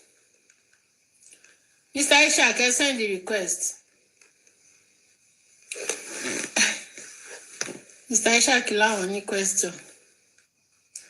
Ó ga o. But anyway, what I want is that Baba Mohbad should be the one, as in the pathologist of Baba Mohbad should be the one to collect the samples.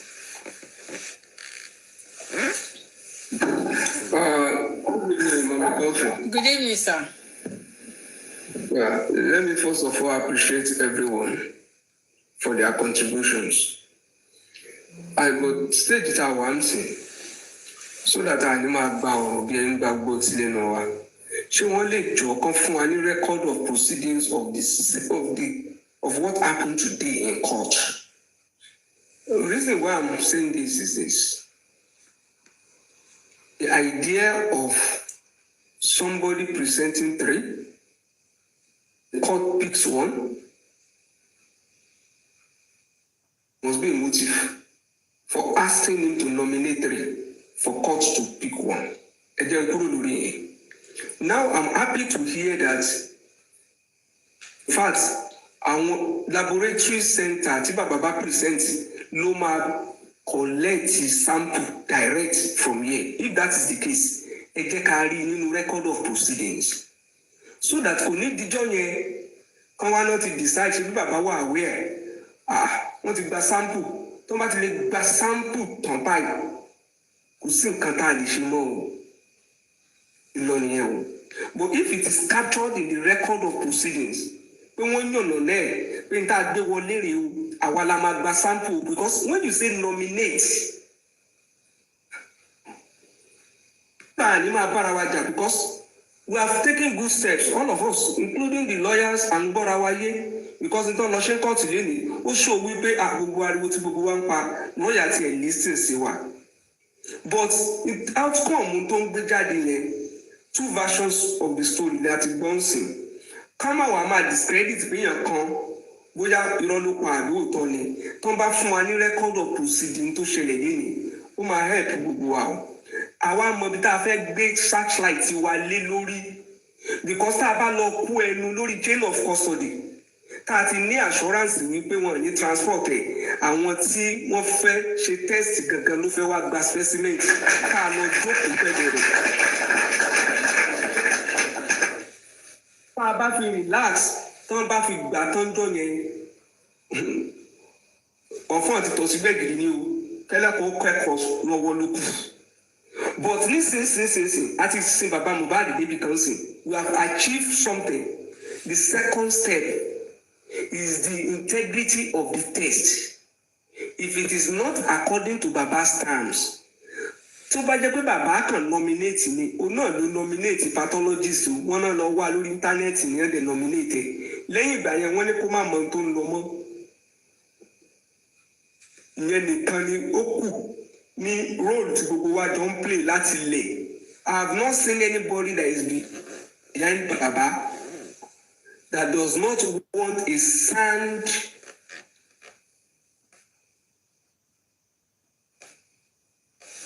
and a reliable and verifiable DNA. Gbogbo wa la wà united on it. It's just the approach. Freestyle náà fún wa. Kó má jẹ́ pé wọ́n kàn fẹ́ ká pàtẹ́wọ́ lẹ́nu. Wọ́n wá ní pé ṣe bẹ́ẹ̀ yìí lẹ́ assume níbo lẹ ti rí tí wọ́n kọ sílẹ̀ ní ẹjọ́. Kán jọ kán bá wa verify, kán bá wa wá record of proceedings. Kán bá wa stamp ẹ̀. Kò take 1-2 days láti gbà jáde. Kán máa ṣiṣẹ́ lọ, kán máa wà distracted o. Kán máa wá accredited centers láti fẹ́ nominate. But I want to be sure is the lab kò ṣe àtọwọ́. Ṣé ẹni tá a bá ti ṣe yẹn gbogbo wa ti jọ wà lójú kan náà a kàn máa gbàdúrà sọ́nà lókù. Thank you, ẹ ṣé.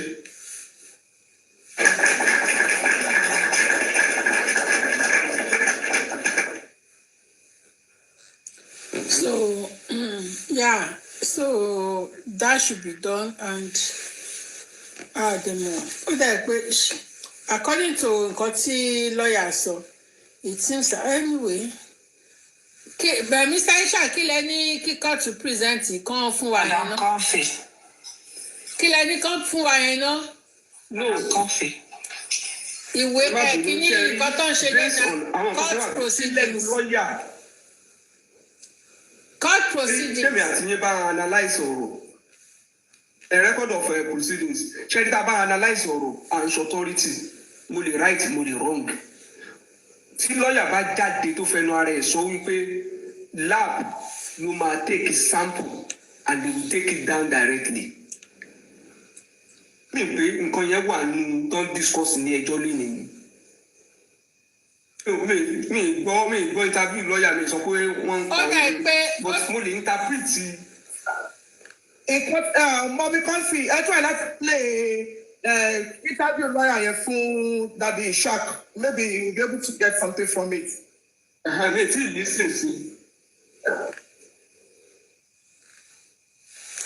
Okay, I can play.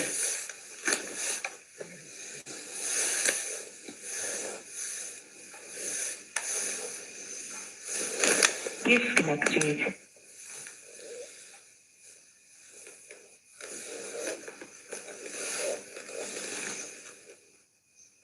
Connected.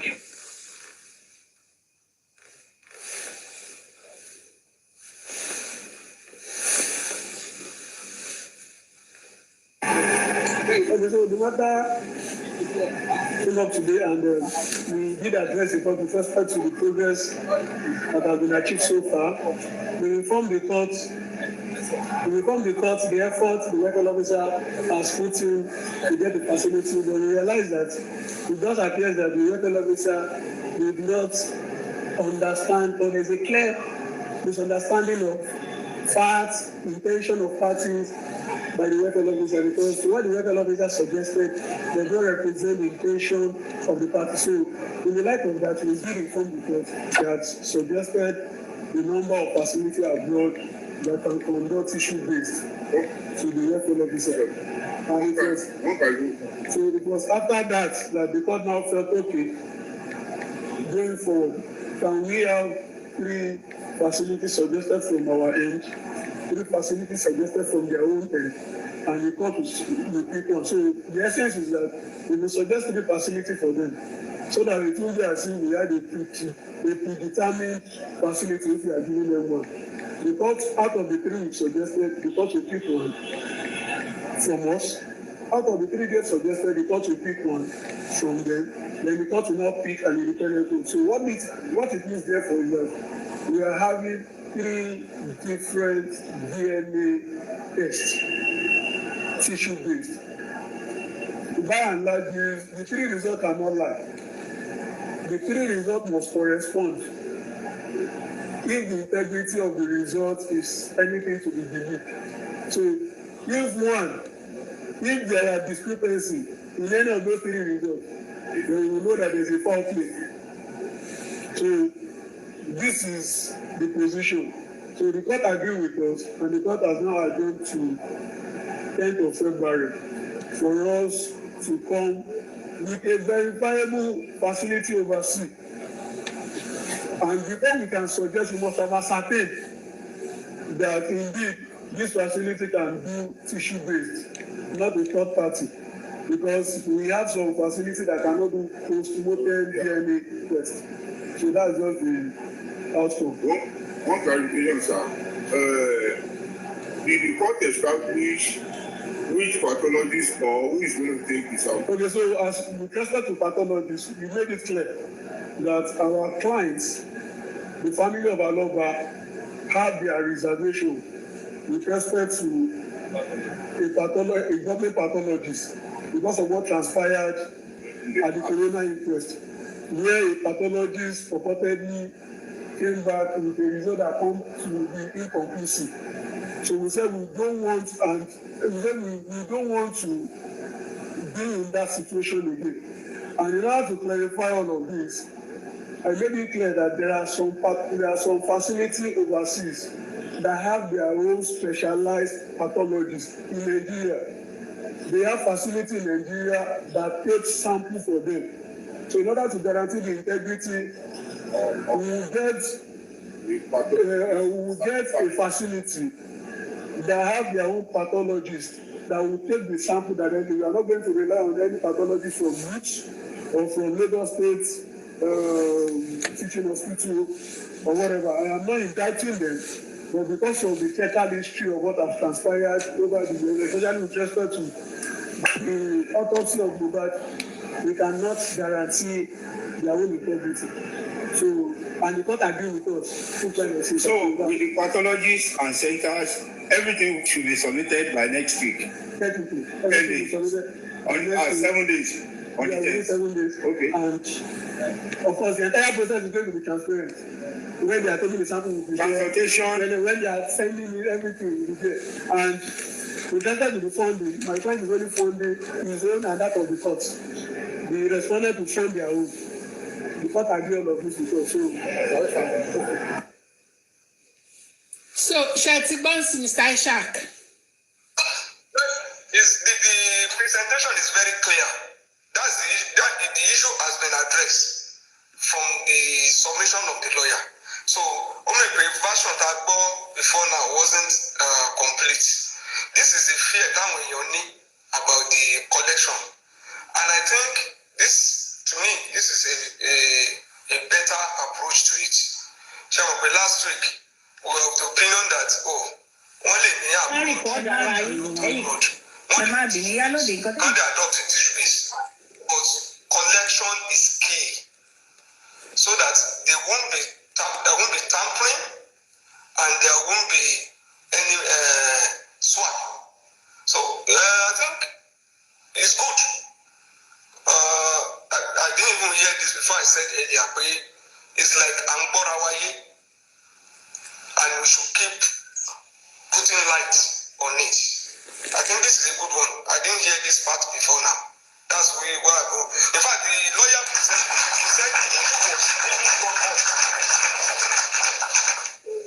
said the issue was even raised. That means that that must have Mr. Ishak. Anybody Mr. Ishak. Check him. Mr. Ishak. They can, even if they have the record of proceeding, they can only put it in their record. Mr. Ishak. Mr. Ishak. Yeah. Should I play Lawyer Temu's interview for you? Next stage. Oh, can I finish? No, I can't come in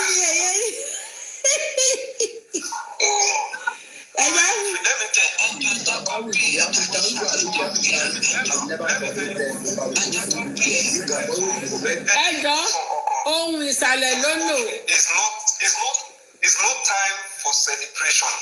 No, it's not that we are celebrating. I want to plead with all of us. If there's any time we need to be more conscious, alert, but I want to take for the benefit of those who have not listened to it. I think so. I've not listened to it. And it's a good entertainment. It's a good entertainment. Okay. Ohun ìsàlẹ̀ ló lò ẹ̀jẹ̀ bá wa tẹ́tí dáadáa ohun yẹn ò loud kò rí ságà ṣe lélẹ̀ kò ṣe wòtòwòtò lélẹ̀ kò rí ságà ṣe. And we are saying that we are still ready. You understand? Because if Baba had been ready in the past, we would have done. Before I responded, I wrote 4 letters to the former lawyer before it came to street president, before she could left before this person and all that. And the lawyer that came in, we addressed the court, the court in the position. You understand? So the court wants a kind of DNA that we don't have to talk about the cancers also. both cancer also want that, Papa want that, I want that. But the thing is, pretend over everything. No party will take the report. That is what we want. You understand? Because you must protect its own integrity. So because you don't move out, you don't have to see as it is today, the DNA is things that they are done to Tuesday next week. So the welfare officer represented Ministry of Youth and Social Welfare, so that the process will be government will have the superintendent, because the superintendent. It's not that somebody will just go and give me the sample what to do and do. No. What the court has ordered is a DNA is foolproof. There's no doubt about it. That's how we want to do it.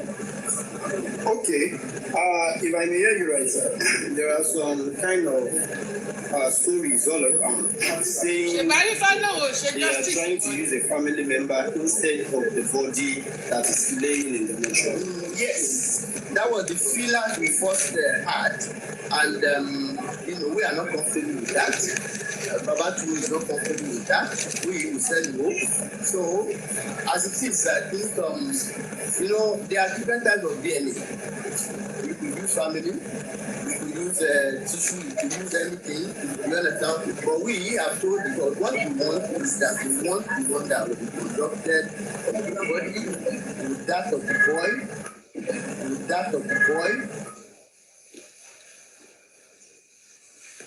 to show God.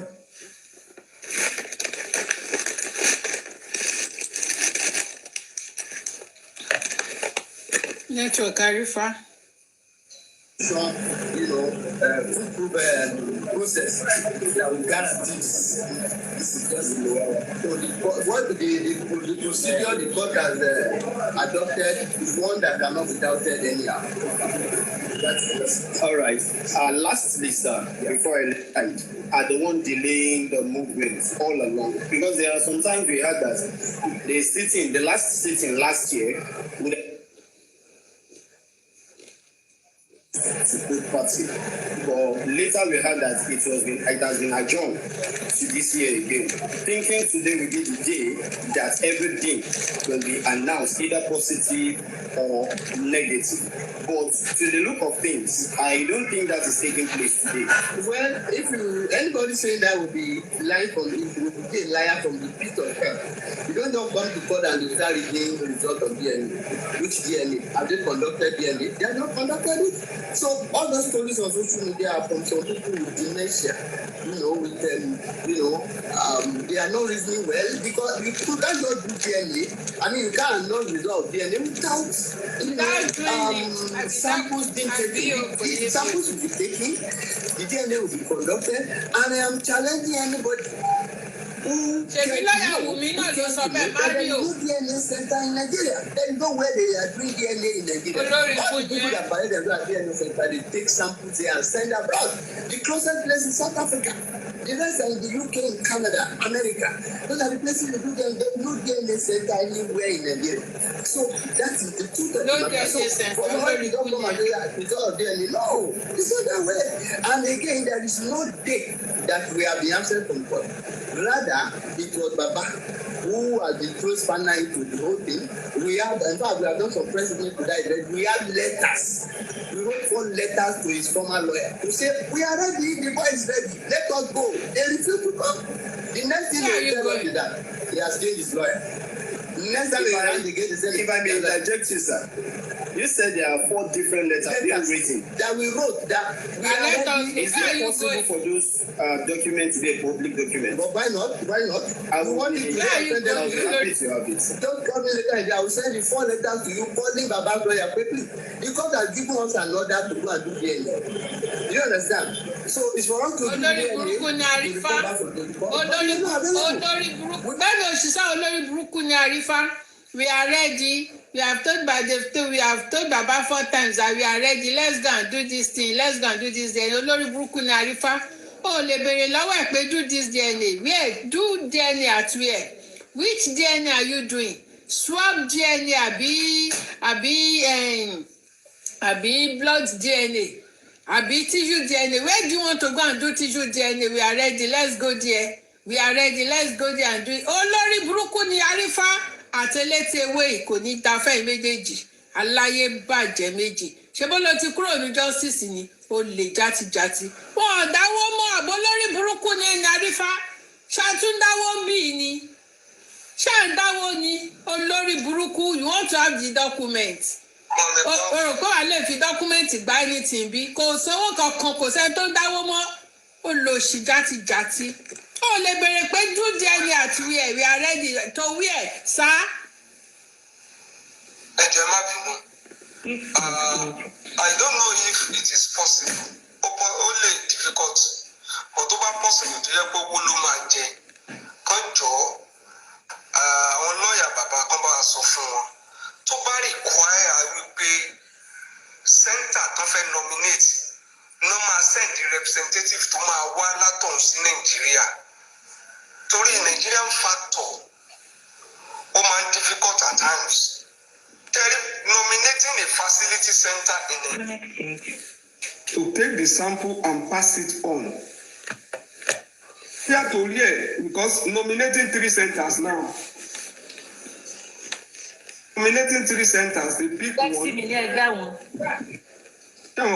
pick any one of them.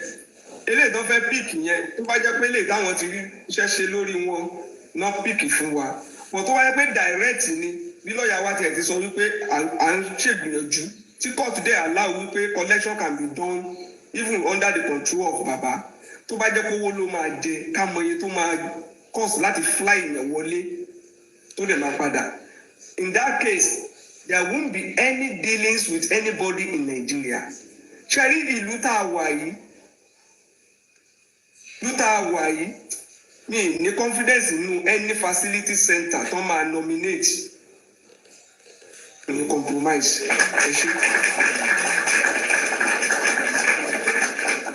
Yes, that is another angle. Wípé àwọn DNA centers tá fẹ́ lò ní abroad ní UK ní US tá fẹ́ lò pé they have their branches here, they have their kinní kan yẹ pé kinní yẹn. Èmi gan gbà tí mo gbọ́ yẹn sí èmi gan mi ò. Ṣé wọn ní in fact Nàìjíríà. Ti gbìyànjú wọ́n lè bá wa achieve yẹn náà. Wọ́n ti gbìyànjú. Wọ́n lè. Ẹ̀bẹ̀ là ń bẹ̀ wọ́n kán bá wa achieve yẹn náà. Yes. Owó ló dẹ̀ máa dé. They have tried. In fact they really tried. So the next person. Mommy Anika, Mommy Larry, Mommy Trust No One, Sexy Me Agaga. Mommy Anika, thank you, ma. Anika Titus. Kale ma. Kale ma. Ẹ kú àtàárọ̀ ma. Ọlọ́run á fún wa ṣe, Ọlọ́run á gbà fún wa. Ẹ wò ọ̀rọ̀ mi mọ nǹkan tó ń sọ DNA tí bàbá yìí tó ń sọ dogun fún mi mọ reason wọ́n sọ dogun. Bàbá èèyàn ló kó DNA 5 jáde tí ìjọba ò dẹ̀ dá sí tó dẹ̀ ṣeé ṣe. Kí ni condition ilé ní condition lọ́la tó ń fún bàbá oníbàbà? Ṣùgbọ́n gbọ́ ọ̀nà yóò nǹkan gbà Olúwa borí lágbára Ọlọ́run. Pé bàbá yìí ò ní rí ìdájọ́ fún ọmọ wọn irọ́ ni wọ́n pa. Ọlọ́run á borí gbogbo bí tí wọ́n bá ń gbà báyìí Ọlọ́run ọmọ máa wà ń bẹ̀ ni. Kí bàbá ṣáà máa rò kọ́ máa rí láàzà tọ́ wọn gbọ́dọ̀ wípé kíní kan lọ sọ bẹ́ẹ̀ lé ní Nàìjíríà la wà á máa ń yí bí aago ni. Wọ́n lè ti fi ipá hàn ti rọ́nà táwọn fẹ́ gbà ẹ jẹ́ ká tì wọ́n síwájú kí bàbá má dákẹ́ ọ kọ́ má rí láàzà tọ́ kọ́ má rí láàzà tọ́ làtọ̀ kọ́ mú gbogbo ojú wọn báyìí kọ́ fi sí kíní yẹn. Àwọn èèyàn tó dẹ̀ máa ní kó represent àwọn kan rí pé àwọn èèyàn tó wà trusted ni ẹnìkan family mi kan kíní kan wọ́n mọ̀ pé èèyàn tẹ́ pé àwọn èèyàn tó ṣe faratì ló ń bá mi ṣe torí wọn gbọ́dọ̀ jẹ́ kán disappoint àwọn lórí nǹkan tó ń kọ́ ọ́bọ̀ ìtòrọ́ gbọ́n gbogbo tẹ́rí tó ṣe ọgbọ́n ni ṣùgbọ́n Ọlọ́run gbọ́n jà ẹ̀dá lọ gbogbo bí yóò nǹkan gbà ìrànlọ́wọ́ Ọlọ́run ló máa dìde fún bàbá yẹn tó dẹ̀ máa rí ohun tó ń fẹ́ àti DNA o àti justice fúnra rẹ̀ o ọ̀run á ṣe yanjú kí bàbá máa rí láti òkànjọ torí Ọlọ́run àwọn náà dẹ̀ ní dákẹ́ àdúrà torí justice for Mohbad justice for gbogbo ọmọ wa ni torí kò sọmọ ẹni tán lè ṣe ohun tán ṣe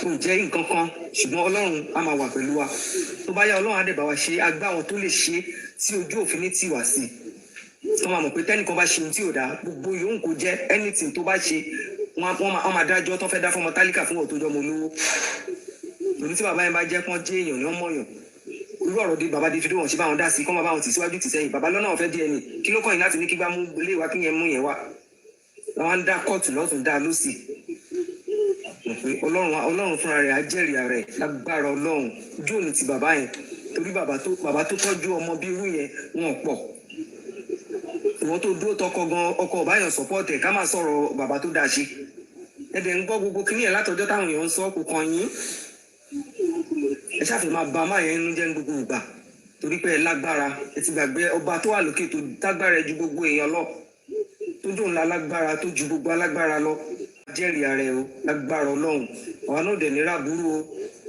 àní rí ìbànújẹ́ o tó máa péjọba wa dárò o lágbára ọlọ́run àdúrà wa gbà ọ everybody ẹ kalẹ́ o ó náà dúró tiwa ojú òní tiwa o àwọn òjòdè o.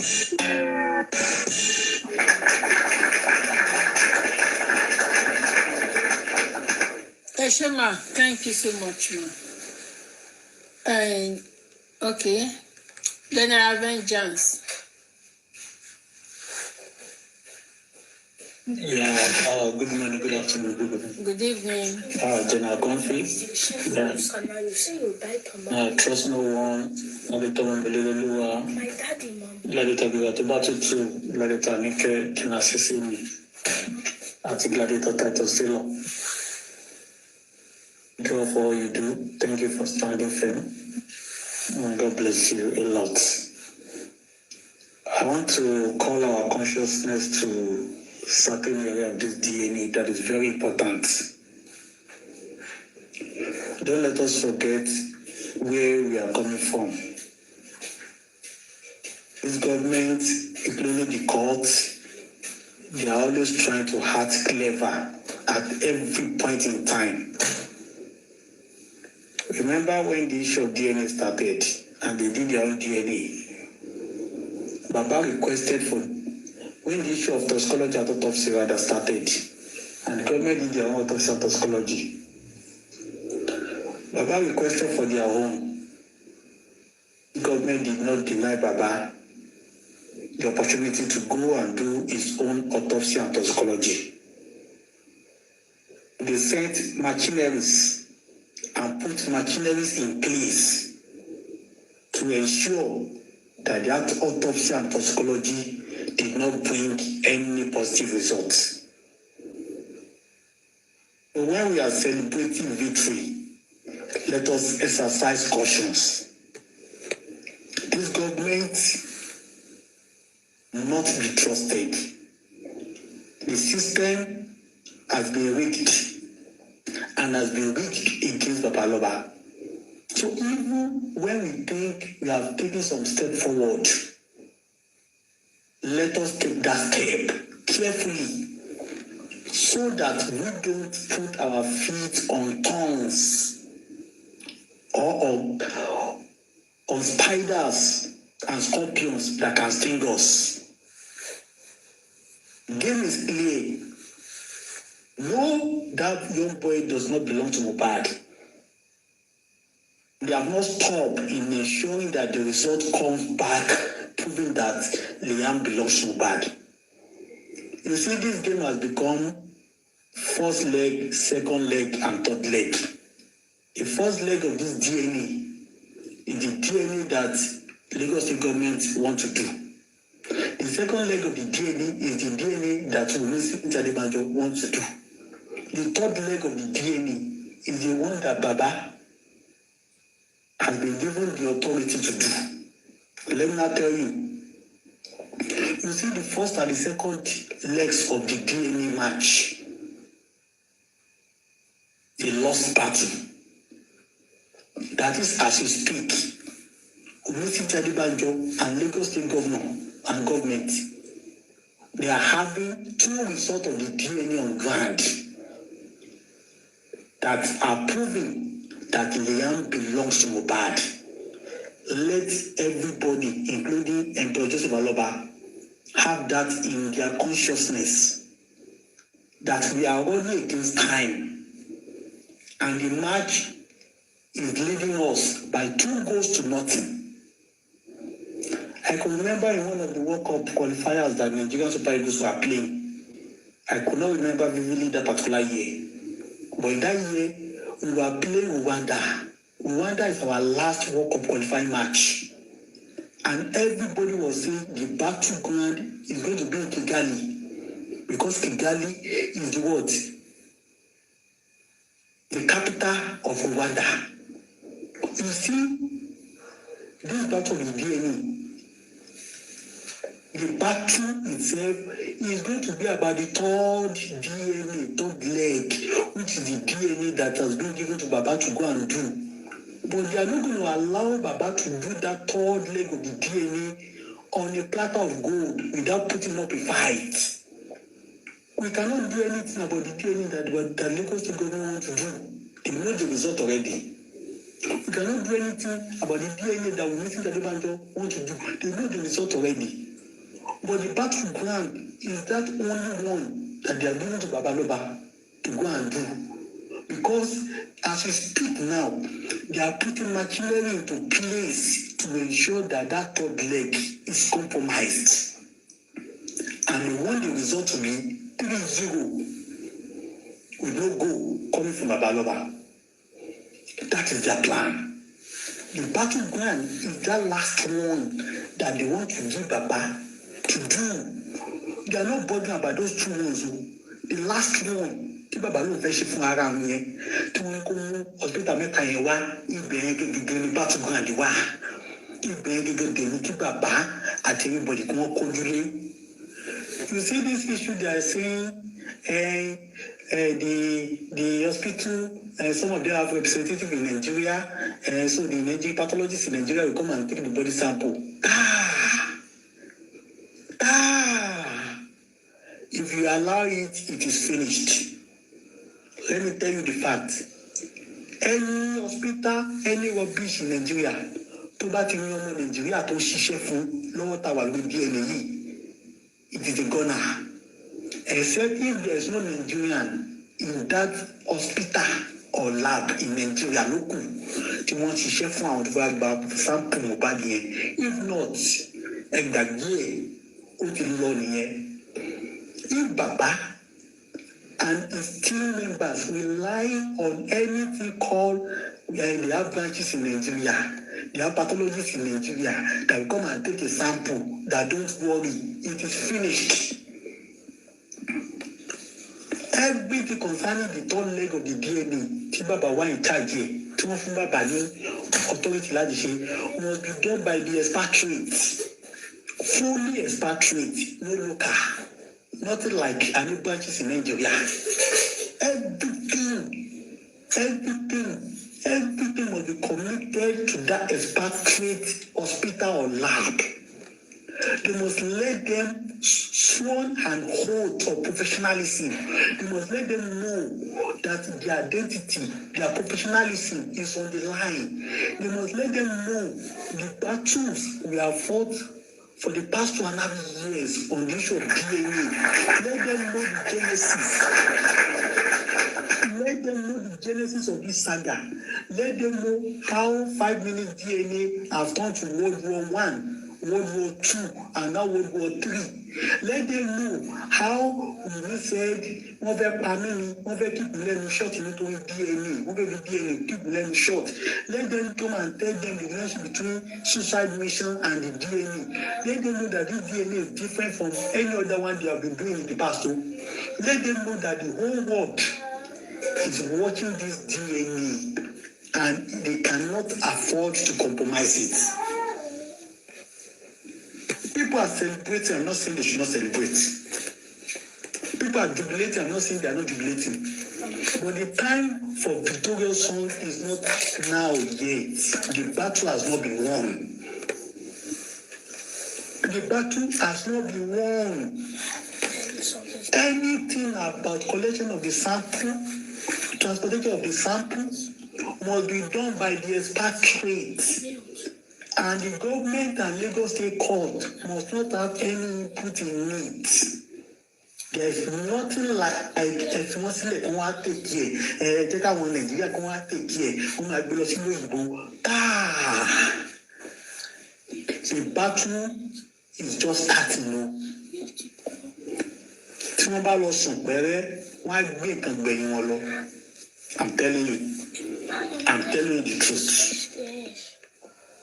Baba Liam is not sleeping. Listen to Adebanjo is not sleeping. It is now that the consciousness of everybody must get highest level of warranty, highest level of sharpness. They have their plans, They have their plans. Baba must take charge. He must tell them. The expatriate, the lab in abroad, the hospital in abroad must be the one to be in charge of everything. Baba must not go. Baba must not sleep. They are in charge. The government are still in charge. If Baba thinks that this little victory is enough to defeat Mr. Adebanjo and Baba Liam, it is a lie. We are not relenting. As it is now, they have scored 2 goals. We have not scored anyone. And that goal, only decisive one. And Baba must ensure we are on score last goal here. And that is the 3rd leg of the DNA. Liam Sample is another battleground. Liam Sample. If you are saying you are taking anything to abroad, they are not saying you will not take it abroad. But I'm telling you, they are ready to change Liam Sample to Adura Sample. They are ready to change Liam Sample to Omo Baba Liam Sample. Or you think Omo Baba Liam Kolomabi. Don't forget Baba Liam has children. They can take Liam Sample with Baba Liam children. They can take Liam Sample with Adura children. They can take Liam Sample with blessing children. Even with blessing. This is not over. If people are celebrating, celebrate with caution. And someone tell I'm just laughing. The battle is not over. If you sleep on it, you are finished. The government are not relenting. Mr. Adebanjo has not given up. Baba Liam is still alive. He's not dead. And he's not going to allow the DNA to come back with that manipulations. So the battle is not over. Liam Sample must be monitored. The expatriates must be in charge. They must be told that professionalism is on the line. Let's forget about those 2 ones that they want to do. They can do anything with the results. This is what we are going to do. The major thing. We know that they have the result already. Liam is on Mohbad. 2 goals from them now. In respect to this judgment from the family court. But our whole the most important thing, we must get it right. Don't sleep on it. Don't sleep. Baba Mohbad must not sleep on it. Nothing like anybody is coming to collect sample. The abroad, the expatriates must come and collect the sample. If not, it is finished. The battle is not over. I just want to call our attention to those 2 aspects. Liam Sample and the collection of the sample. Those 2 hands must be tied. If not, it will be longer for a winning. Thank you and God bless you.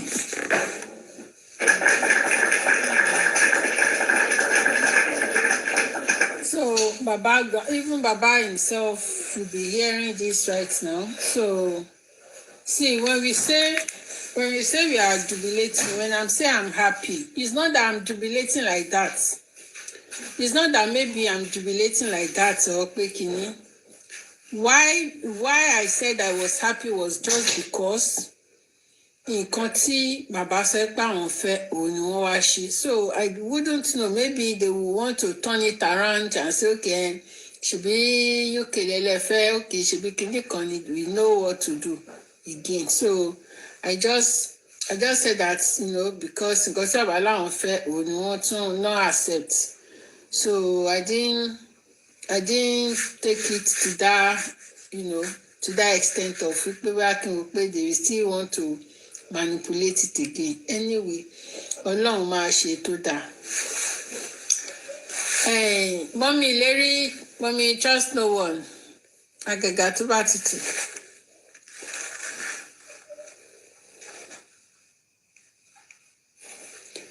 Somebody should tell. For me, few minutes, Daddy Baba. All right. So ta ló fẹ́ sọ̀rọ̀? Mo ní kàn fẹ́ má bínú. What happened today is not a bad outing at all. After all, the last court sitting, àwọn kan tá a request fún able to achieve some today. Some people believe that last week that sorrow, wàhálà wọn ti pọ̀ jù. But today, ṣé bí lawyer Wummi gan lẹ play yẹn tó ń agree pẹ̀lú pé kò sí ibi tí wọ́n ti ṣe issue base in Nigeria. Fúnra ń sọ̀rọ̀, which means everything that we were saying last time, which means that we are not talking out of points. Today, we have also seen more ground from Wahala to cover. And it's not a difficult one for us. So, we shouldn't be happy. We can be happy, but not be distracted. Sharing celebration at times can get one distracted. And this is a time for us to shine our eyes. If truly they've left collection in the hand of Baba, opportunity ni. Visa on arrival, ìlú ló fẹ́ cost. Owó tíkẹ́ẹ̀tì àwọn tó wá tó wá fi padà ìlú ni. Ìyẹn ò bá ti jẹ́ challenge fún wa. Tí ò jẹ́ ń tá a lè sunkún lé lórí. Ìlú láti dá láti jọ tó wo visa on arrival àtowó flight ẹni tó fẹ́ gba sample. Ṣé ìyẹn ló fẹ́ pa wá lẹ́kùn? Ẹ̀ta bá ti lè béèrè lọ́wọ́ àwọn tó wà in charge. Tí wọ́n bá ti nominate, can dem máa sọ wípé don't worry about collection. These people are coming to do the collection. Just like the Avengers have said, kán má lo step tó ń fẹ́ take yìí. Kán má lo gbogbo ariwo tá à ń pa láti lọ endorse arúmọjẹ tó fẹ́ ṣe. God bless you. That's it. Èkó la wà o. Èkó la wà o. Ṣé àrídẹ̀ bá dẹ̀ ṣé Ògbésèrè ló kọrin ni pé ẹ máa rí ìrè mẹ́ta tẹ́ bá fẹ́ wọ ìkú. Òrìṣà mẹ́ta, o gbọ́dọ̀ dìde ni, o gbọ́dọ̀ sí ẹgbẹ́, o gbọ́dọ̀ ya múgùn lè kú. Ṣé àmọ́ ká àti rìn dì? 1 go, àti sùn ẹgbẹ́ 2 go. Àgbọ̀dọ̀ ya múgùn.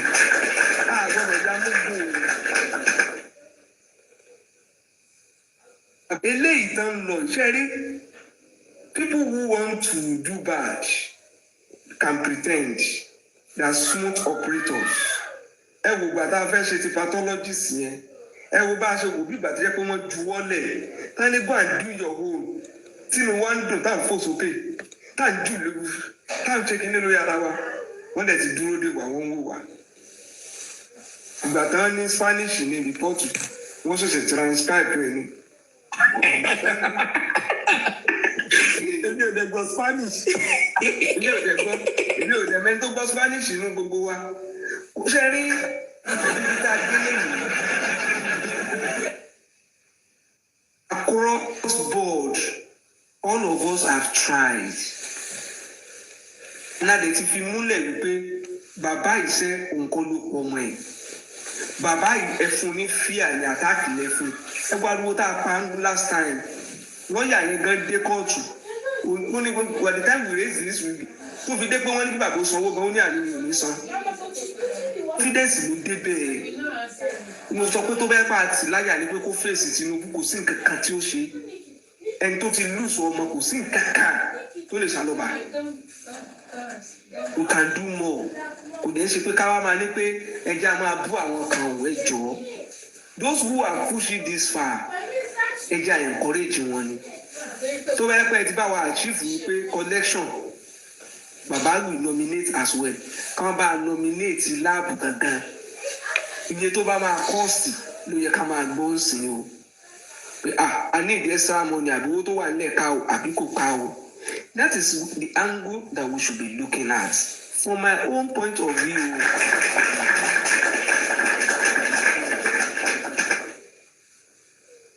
ṣé gan o mo dúpẹ́ lọ́wọ́ gbogbo yín o gbogbo ẹ̀yin tẹ́ ẹ ti tún rọ́ síra yín lójú níjọ́ tí victory bá dé ọlọ́run á jẹ́ victory yẹn ó dùn mọ́nu yín débi wípé ẹ̀ lè dì mọ́ra yín o thank you all.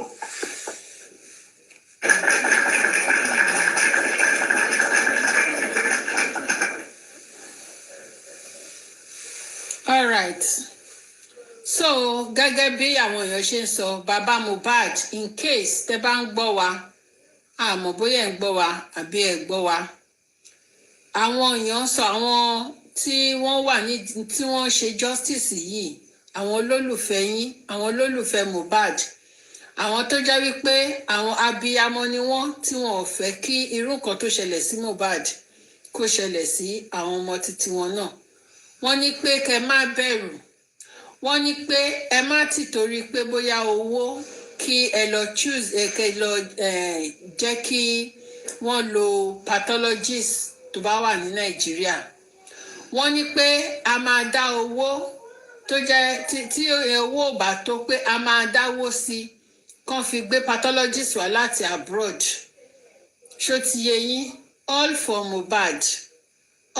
Mohbad torí wípé abiyamọ ni àwọn náà so tẹ́ bá ń gbọ́ wa bàbá Mohbad wọ́n ní pé àwọn máa dáwó sí láti lè fi gbé pathologist wá láti bóyá America nàbí UK so that everything á lè wà secured kò ní ṣe èyí tí wọ́n tún máa tún fi influence owó tó máa fi ra anybody pé àwọn fẹ́ láti abroad pathologist from ibi tó ti fẹ́ ti ṣe from the lab ní abroad wọ́n lò ní wọ́n fẹ́ bàbá Mohbad wọ́n ní pé kẹ́ má mi kàn tó bá ṣe tówó ni ẹ má bẹ̀rù wọ́n náà máa dá owó yẹn mọ́ tilẹ̀ tẹ́lẹ̀ so ìṣe nǹkan tó ń kọ sí comment section yẹn. Mommy trust no one Mommy Ìlérí sexy me is everybody available.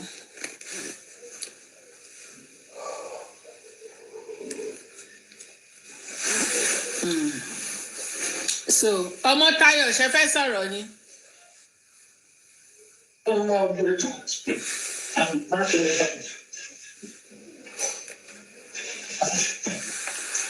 So court has allowed Baba to use his own pathologist.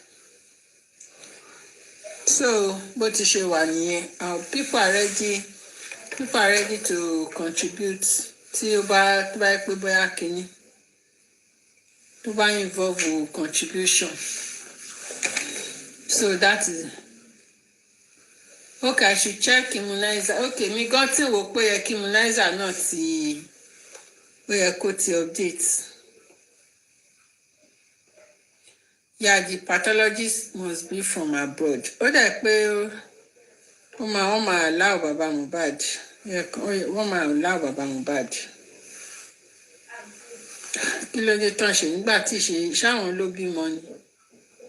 Èèyàn lose ọmọ ṣe fẹ́ kán pàdánù ọ̀nà méjì ni èèyàn lose ọmọ á tún lose right.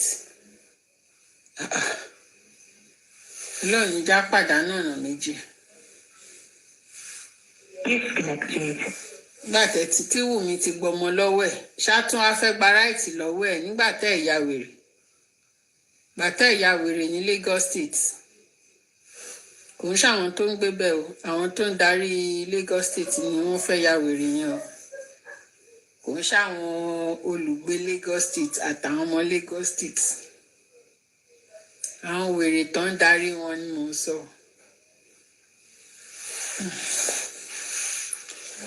ṣé o connect ni tó ní lọ pé ẹ rẹ́rìn ni ẹ ò pa àwọn Lagos State àwọn ọmọ Lagos State burú wọn máa sọ̀rọ̀ séèyàn sí pẹ̀lú àwọn Yorùbá àṣàlẹ̀kùn wọn yẹn. To give you a summary of what is actually. So, ladies and gentlemen, this is Immunizer, and I have here with me Barrister Wummi, and this is late Mohbad's dad, Mr. Joseph Aloba. So, we are the Ikorodu High Court now, the Mohbad case. So, I'm just going to allow Barrister Wummi, Mr. Aloba's lawyer, to give you a summary of what is actually going on the case. So, Barrister Wummi, please, I would just like you to give us like a summary. The last public knowledge about this DNA case was that the court was going to choose where the test was going to be conducted. Yes. So that's the last public knowledge. Yes. That was the last knowledge. Inform the public. What's the update on the case now? This is part of February. So what is the update on the case now? So apparently, when the court had made that order, the court had made that order because they had opposed the respondent had proposed our own application when we suggested. But when the rebel officer who was supposed to now supervise the process, pick an independent laboratory facility abroad, came back with a facility that appears to be resident in Nigeria. And even the voice at the other end clearly suggests that the facility cannot do a tissue-based. They were considering a third party. So all of this we reported to the court. And we now suggested and all of that. So during the proceedings today, we reported to the court that it does appear that the facility officer may not understand the proceedings at the last adjourned date, in fairness to the facility officer. And that was why we came with our own suggestion. So the court now felt that in order to protect the integrity of this process, it is now better for us to suggest 3 facilities abroad. 3 facilities abroad. 3 facilities abroad is no longer ED. Wow.